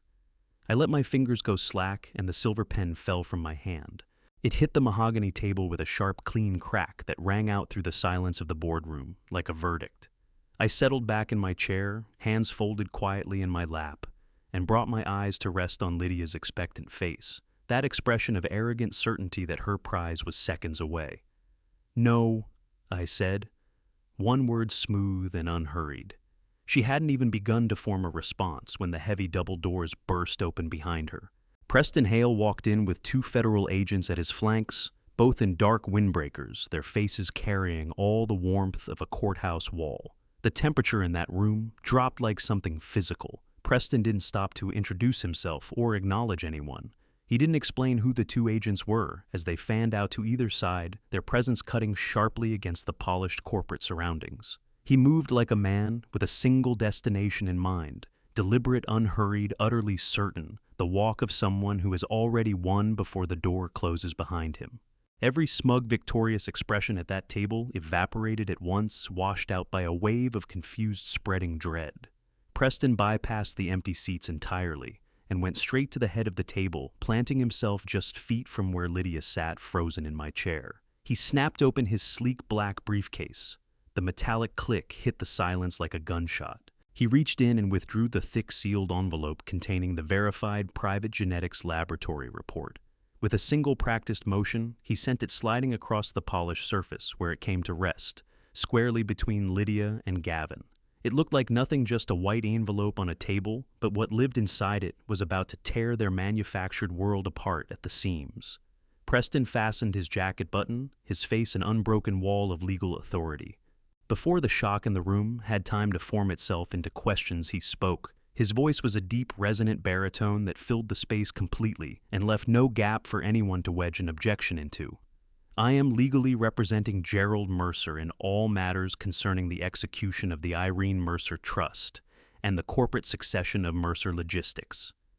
He delivered it directly at Lydia, his eyes never warming.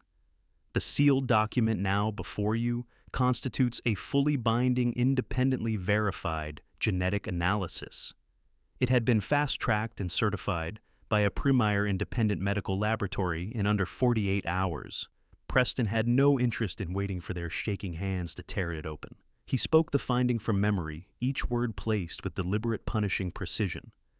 "The biological samples analyzed yield a probability of paternity of exactly %. The subject, currently known as Cole, is definitively and permanently excluded as the biological offspring of Gavin Mercer." Those words landed on the boardroom like something dropped from a great height. A sharp, horrified gasp tore through the far end of the table. I looked past Clifford and found 18-year-old Cole sitting completely rigid in his chair. His phone was face down on the table, now forgotten. Every trace of color had drained from his face in an instant, leaving him looking hollow and translucent.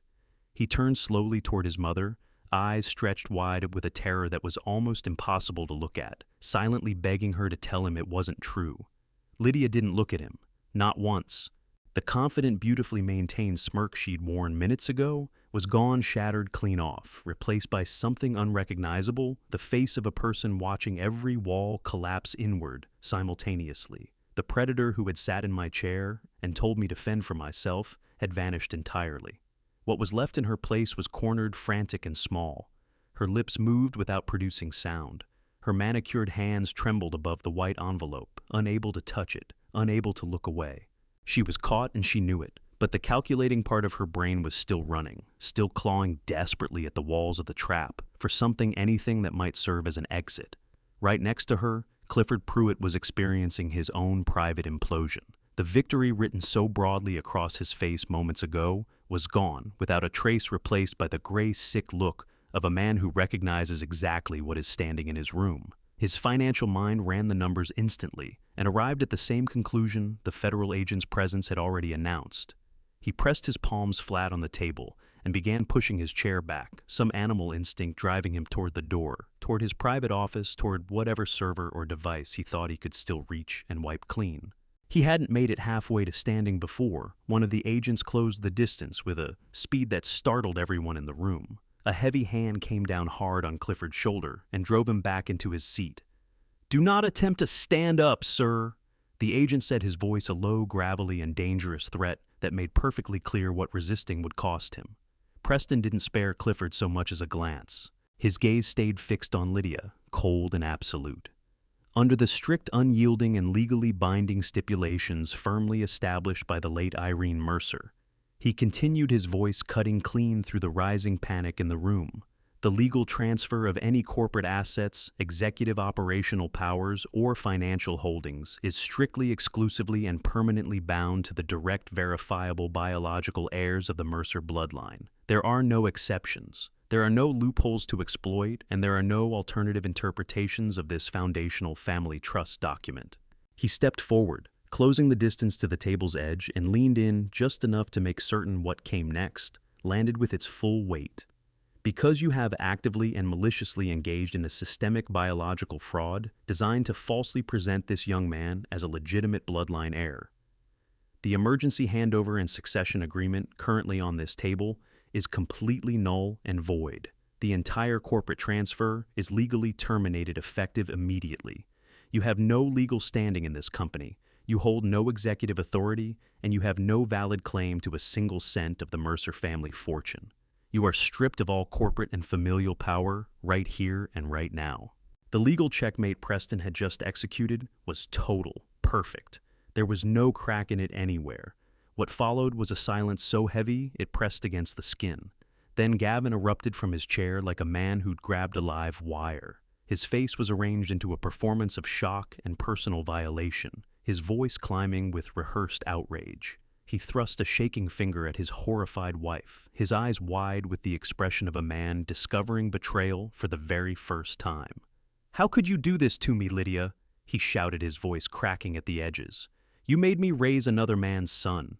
You used me to maliciously steal from my own family." He was desperate for the federal agents and for me to see him as an innocent man caught in someone else's web. He turned my way, palms raised in a pitiful show of surrender, manufactured tears pooling in his cowardly eyes. But I was already reaching down, unlatching the brass buckles of my leather briefcase. I had not come close to finishing with him. The snap of those buckles cut through the boardroom air like a small, sharp warning. Gavin was still on his feet across the table, hands held up in his theatrical pantomime of devastated innocence. He pressed his eyes shut and wrung out a trickle of tears down his pale cheeks. He was waiting for a grieving father to cross the room and pull him into an embrace to tell his poor, deceived son it was going to be all right. I stayed exactly where I was. Instead, I reached into the briefcase and withdrew the heavy manila dossier that Darnell Quaid had passed to me inside that grimy roadside diner. I pulled the top document from the pile, the highlighted printout of an email from exactly 10 years ago, the irrefutable digital record of his moral collapse. I did not walk it over and set it gently in front of him. I pulled my arm back and flung it straight at his chest. The page struck his designer suit and fluttered down onto the mahogany table, landing beside the damning genetics laboratory report. "Do not dare play the victim with me," I said, my voice dropping to a gravelly whisper that carried to every corner of that room. "You are a coward. You knew you were completely sterile. You have known for 10 long years, and you traded your own mother's sacred honor for a pathetic monthly paycheck." Gavin looked down at the highlighted paper. The manufactured tears shut off instantly, a faucet wrenched hard bone dry in a second. He knew that black text. He recognized his own private email address printed at the top of the page. Whatever thin color remained in his face departed entirely, leaving nothing behind but an ashen, sickly gray. Preston Hale, never the type to let a devastating legal moment sit idle, leaned forward and tapped the document with one finger. He read the most damning lines aloud for every member of the executive board to hear Gavin's own words and his own words, laying bare how a childhood infection had left him permanently infertile and how he had actively plotted with Lydia to deceive Irene and protect his position in the family trust. The ugly, rancid truth floated in the air above that table. Gavin said nothing to refute it. He did not claim the document was a forgery, did not try to construct a single word of defense. His legs gave way beneath him. He dropped back into his chair like something with the structure pulled out of it, all the fight gone from his soft, comfortable body. He put his face in his hands and broke down completely. But this time, it was different. No performance, no calculation behind it. This was the raw, wretched sobbing of a man who understood that everything he had built his life around was gone forever. "Dad, please," he choked out the words shredded by his heaving breath. "I was terrified. She made me do it. She told me Mom would cut me off completely and leave me with absolutely nothing." He thrust a trembling finger in his wife's direction, trying to unload the weight of his guilt onto her shoulders. Lydia turned and fixed him with a look of pure, scalding contempt. "Do not dare try to pin your pathetic cowardice on me," she snapped, her voice fracturing with furious panic. "You gladly took the money. You happily lived in the giant mansion and drove the luxury cars. You are a weak, miserable excuse for a man who could not even give me a child." She swung her venom away from her weeping husband and aimed it at Clifford Pruitt, who was still pinned to his chair by the federal agent's hand on his shoulder. "This was supposed to be flawless, Clifford," she shrieked, her carefully styled hair coming apart around her face. "You promised me the digital tracks were completely covered. You promised me the old man would never look closely enough to find the offshore routing numbers." Clifford snarled right back at her, his polished, arrogant exterior in full collapse. "Do not put this entirely on me, you greedy sociopath," he fired back over the rising chaos. "You were the one who demanded we accelerate the timeline. You were the one who pushed to drain the pension fund dry while his wife was dying in the hospice center because you could not wait to buy that ridiculous property in Buckhead." The alliance they had so carefully maintained over 19 years disintegrated in real time into a vicious screaming wreck. They were no longer the polished corporate predators who had sat around planning my ruin just days before. They were cornered animals tearing into each other with everything they had, each one scrambling to climb out of the wreckage on the other's back. I leaned back and watched them come apart with absolute zero empathy. My chest held nothing warm for either of them. Looking at their red, contorted faces, my mind drifted briefly to the freight wars of the 1990s. Irene and I had gone toe-to-toe with brutal union strikes, corporate espionage, and massive predatory logistics conglomerates that spent real money trying to grind our small company into nothing. We had endured countless sleepless nights threading through treacherous financial waters with nothing but raw determination and unshakable loyalty to each other. I had stared down armed hijackers on dark, isolated highways who wanted our cargo trucks. I had fought for every single dollar that ever sat in my account. These pampered, soft-handed vultures never had a real chance against someone who had actually bled for what he built. They believed corporate warfare was a game played in expensive suits from behind an air-conditioned corner office forging digital signatures, while someone else ran the risk. They had badly miscalculated the kind of resilience that only comes from a man who laid the foundation himself with his own hands. The boardroom noise climbed to a full roar. Gavin was folded over, sobbing into his palms. Lydia was shrieking and lunging for a glass pitcher aimed at Clifford, who was shouting for a lawyer while cursing her name in the same breath.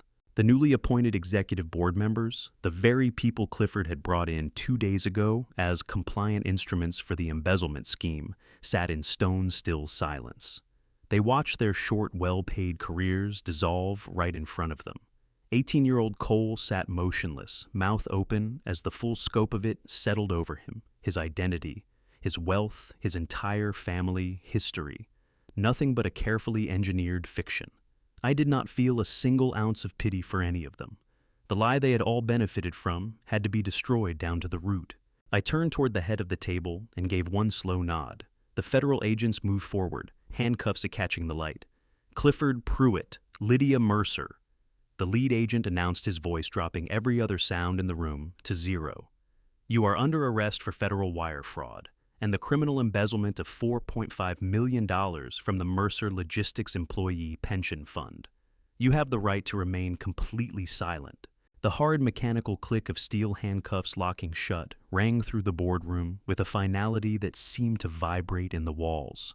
That sound cut straight through what was left of the chaos and delivered the full, terrible weight of reality to the people who had spent months engineering my downfall.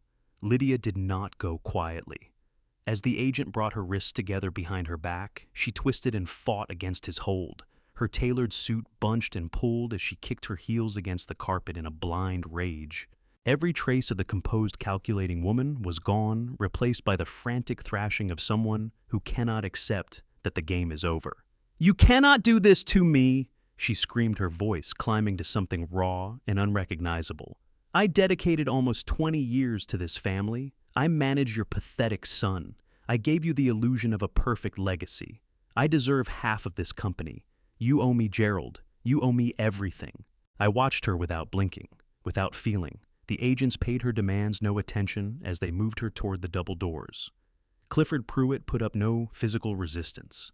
The sheer crushing mass of the federal indictment had flattened whatever was left of his arrogance. He walked out with his head down, his face drained of color, his silk tie hanging, crooked, a man who had just watched his fraud sentence him to the rest of his life. The mahogany doors closed behind them, muffling and then swallowing Lydia's fading screams. The silence that followed was immediate and total. The newly appointed board members gathered their things without a word and slipped out through the side doors. I made no move to stop them. They were symptoms. I had already removed the disease. I brought my gaze back slowly to the head of the long table. Gavin remained slumped where he sat, face buried in both hands, shoulders heaving with quiet, pathetic sobs. He had watched his wife get hauled out of the room and hadn't lifted a finger for her or himself. I reached into my briefcase one final time. I drew out a single sheet of legal paper bearing the official embossed seal of Preston Hale's law firm. I walked the full length of the polished table, my shoes marking each step, with a sharp rhythmic echo in the emptied room. I stopped directly beside Gavin's chair. I did not reach down to comfort him. I let the document drop onto his lap. He lowered his hands and looked down at the page through tear-blurred eyes. He read the bold header, his breath catching painfully. It was a legally binding eviction notice. "You have exactly 24 hours to clear your belongings out of the house I bought for you," I said, my voice carrying none of the warmth a father owes a son. "You will leave the keys on the counter, and you will never set foot on that property again. Furthermore, your employment at Mercer Logistics is permanently terminated. You are stripped of your corporate title, your salary, and every associated benefit." Gavin looked up, his eyes stretched wide with desperate terror. "Dad, please!" He whimpered, hands clasped together, trembling. "Where am I supposed to go? How am I supposed to survive? I have nothing left. You made your choice 10 years ago, when you decided to sell your mother's honor to protect a fraudulent inheritance." I replied, my tone as unyielding as solid rock. "You willingly took part in a deception because you were too weak to build something of your own. Preston has executed the legal amendments to the trust. You are completely and permanently disinherited. You will not receive a single penny from my estate. You are fired. You are evicted. And as far as I am concerned, you are nothing to me. Do not ever attempt to contact me again." Gavin pressed his face back into his hands, weeping openly, hollowed out by the weight of what he'd brought on himself. I turned away from him without another glance, feeling no pull whatsoever to watch the wreckage of a man who had squandered every advantage he'd ever been handed. I shifted my attention to the far side of the table. 18-year-old Cole was still seated there, motionless, locked in shock. He looked incredibly young, raw, and exposed, and completely adrift. The inheritance and the family history he had always taken for granted had just been torn from beneath him in a single morning. He looked up at me, his eyes carrying a bruising mixture of fear and confusion. He was the product of a deception, but he was equally its unwitting casualty. I looked at the boy I had spent 18 years treating as my own blood. I did not hate him, but I could not hold his gaze without seeing the full 19 years of lies that his existence had been built upon. He was not my flesh. He was not my legacy. I walked over and stood a few feet from him.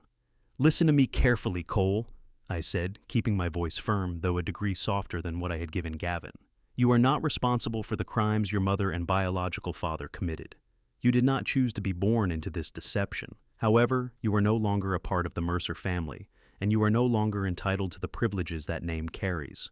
You will have to learn how to navigate the real world without a safety net." The boy nodded slowly, swallowing hard against the weight of it all. "I will not leave you destitute on the street today." I continued holding a respectful distance.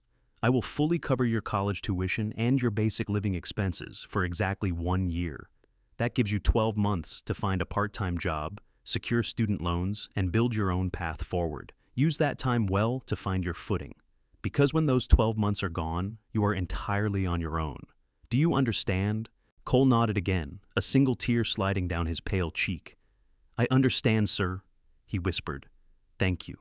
I watched Cole get to his feet, stiff, uncertain in every movement. He picked up his backpack and walked quietly out of the boardroom, leaving behind the enormous wealth he had always believed was simply his to inherit.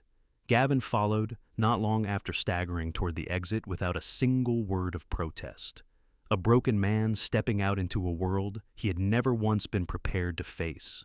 The mahogany doors swung shut and sealed the room in deep, ringing silence. I stood alone near the head of the polished table.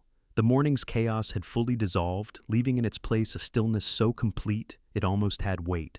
I looked around the boardroom, the nerve center of an empire I had raised with my own hands from nothing. Preston Hale stepped quietly forward from near the wall, his sleek briefcase clasped at his side. He came toward me with unhurried, respectful strides. "It is done, Gerald," he said, his voice low and steady, an anchor in the quiet. "The malignant cancer has been surgically cut out of your company." I drew a slow, deep breath and felt the crushing weight of 19 years begin to lift from my chest. "Yes, Preston, the cancer is finally gone." I answered, my voice even, and resolved as I turned my eyes toward what came next. "But the empire still needs to be rebuilt." 6 months passed since that storm had ripped through the corridors of Mercer Logistics. The machinery of federal justice ground forward with agonizing deliberateness. But when it arrived with full and devastating force. I sat in the solid oak pews of the federal courthouse and watched the final chapter of Lydia and Clifford's colossal arrogance close permanently. The presiding judge, a hard no-tolerance man who had seen every variety of corporate predator, delivered a scorching reprimand that carried to every corner of the silent courtroom. Lydia and Clifford were each sentenced to 15 years in a maximum security federal penitentiary for wire fraud and grand embezzlement. Lydia didn't scream or fight. She stood entirely still, the flawless designer wardrobe of her former life replaced by the stark, humbling reality of a prison uniform. The lavish existence she had spent nearly 2 decades lying and scheming to lock down had simply ceased to exist. Clifford stood beside her, a hollow-gutted version of the polished financial officer he once was. They were led from the courtroom in iron chains, permanently cut off from the world they had tried to steal from me. My son Gavin faced a different variety of ruin, but no less crushing. Severed from the Mercer wealth and stripped without warning of the extravagant life he had grown so deeply accustomed to, he collided with reality at full speed. I hired a private investigator to check on him exactly once, not out of concern, but simply to confirm the eviction and disinheritance had been fully carried out. The report was pathetic, and yet entirely appropriate for a man who had sold his mother's honor for a comfortable monthly check. Gavin was living in a cramped, noisy apartment on the less desirable side of the city, scraping by on a minimum-wage retail job at a local home improvement store. He spent his days in a cheap polyester vest, answering to managers half his age, and stocking heavy shelves for an hourly wage that barely covered the basics. He was finally learning what a hard-earned dollar actually cost, a lesson Irene and I had spent decades trying to give him, and that he had thrown back in our faces. I felt no pity for any of it. He was living out the harvest of the seeds he had deliberately chosen to plant. While the people who had tried to dismantle my life settled into their grim new circumstances, I channeled everything I had into repairing the damage they had done to my life's work. Rebuilding Mercer Logistics was neither simple nor quick, but I came at it with the same relentless driven resolve that had allowed me to construct the empire from a single battered flatbed truck back in 1983.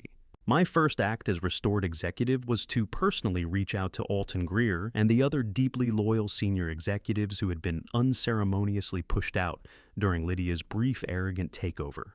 I brought them back to headquarters, returning their former positions, and pairing those offers with meaningful financial bonuses and a genuine heartfelt acknowledgement of the disruption they had been forced to absorb. They came back without a moment's hesitation, slipping straight back into their roles and helping me steady the listing ship. Together, we worked relentlessly alongside Special Agent Beckett and the federal investigative team to trace every stolen dollar through the tangled web of offshore routing protocols. The work was painstaking and enormously tangled, but Preston Hale's razor-sharp legal maneuvering ensured the frozen Cayman Islands accounts were brought back to American soil without delay. Every cent of the $4.5 million that Clifford and Lydia had maliciously drained away was recovered in full. I personally oversaw the transfer of those funds directly back into the employee pension accounts, making certain that the men and women who formed the living backbone of Mercer Logistics would not lose so much as a fraction of the retirement security they had earned. The morning the funds were fully restored, I stood before hundreds of my dedicated employees in a company-wide meeting and told them plainly the storm was over and their futures were safe. Looking out across that sea of relieved faces, I felt the suffocating darkness of the past 6 months begin to lift from my chest at last. The cancer had been cut out cleanly and completely, and what remained was healing. But restoring the company to full health demanded far more than reconciling the ledgers and bringing back loyal staff. It called for a fundamental change to the very architecture of the Mercer legacy, something structural, something permanent. I had to make certain that the kind of poisonous greed that had infected my own family could never again find a foothold in the empire Irene and I had given everything to build. On a crisp, clear Tuesday morning, I rode the private elevator to the rooftop of Mercer Logistics headquarters. The open expanse up there offered a sweeping panoramic view of the city skyline, a sprawling living metropolis that my delivery trucks moved through every single day. The cold morning wind pressed hard against my suit jacket, but inside my chest, there was a steady radiating warmth that nothing could touch. Preston Hale stood quietly at my side, holding a thick leather-bound portfolio of finalized legal documents that would permanently reshape the structure of my fortune. He extended the heavy silver pen, and I took it without a moment's pause. I set the documents on a small glass table we'd carried up to the roof and signed my name in smooth, unhesitating strokes. I was formally executing a new unbreakable trust agreement. 50% of my entire personal wealth and corporate holdings was transferred at once into the newly created Irene Mercer Scholarship Fund. It was a sweeping philanthropic initiative built with one explicit purpose: to provide full unrestricted university scholarships and comprehensive living stipends to gifted young people from underprivileged backgrounds who had the drive and raw ambition to build something, but lacked the financial means to get there. Irene had always held a deep, unshakable belief in the transformative power of education and the dignity of an honest, hard-working spirit. This fund would carry her memory forward in perpetuity, binding her name forever to generosity and genuine human investment, not to the sickening greed of the woman who had tried to wear her family's name. The remaining 50% of the company was irrevocably placed into an employee stock ownership program. The wealth of Mercer Logistics would not be handed down to some entitled, ungrateful heir who had never once laid hands on the work. It would be distributed among the truck drivers who ran the routes, the warehouse managers who kept the floors moving, and the loyal executives who had bled alongside me to build this place from nothing. They were the true custodians of everything I had created, and they had earned the right to share in what it was worth. I stepped toward the edge of the rooftop and looked out over the endless stretch of the city below. Family is not defined by blood, and it certainly is not defined by a marriage certificate. It is defined by absolute unwavering loyalty. A lone wolf might lose his mate, but he never loses his teeth. And I just bit back. The world slowly faded to a quiet peace. If you've stayed with me this far, then you already know this was never just a story about a company or a fortune. It was about what a man is made of when everything he built is threatened by the very people he loved and sheltered. I lost 19 years to a deception I never saw coming. I sat at my wife Irene's grave and carried the weight of what was done to her name without her ever knowing. That cost is real, but I believe God does not let injustice run forever without a reckoning. The patience it took to grieve and still think clearly to appear broken while building the trap that was not my strength alone. Something steadier than anger carried me through. These are the things I want you to take from this story. First, never let grief make you careless. Your enemies will count on your pain to blind you. Do not give them that gift. Second, the person smiling at your funeral may be calculating your inheritance. Watch who benefits from your misfortune. Third, loyalty is built in the ordinary days, not the crisis ones. The people who showed up before the storm are the ones worth protecting. Fourth, when you build something real, make sure the people who bled for it alongside you share in what it becomes, not just the heirs who showed up at the end. These are the kinds of father stories that don't make the news, but they live in families for generations. A dad's revenge is rarely about money. It's about legacy, about refusing to let a lie become the final word on everything you sacrificed to create. If this story moved you, I hope you'll share it with someone who needs to hear it today. Leave me a comment with what hit you hardest. And if you haven't yet, please subscribe to His Hidden Revenge. There are more stories like this one waiting for you. Thank you for listening. Take care of yourself, and I'll see you in the next one.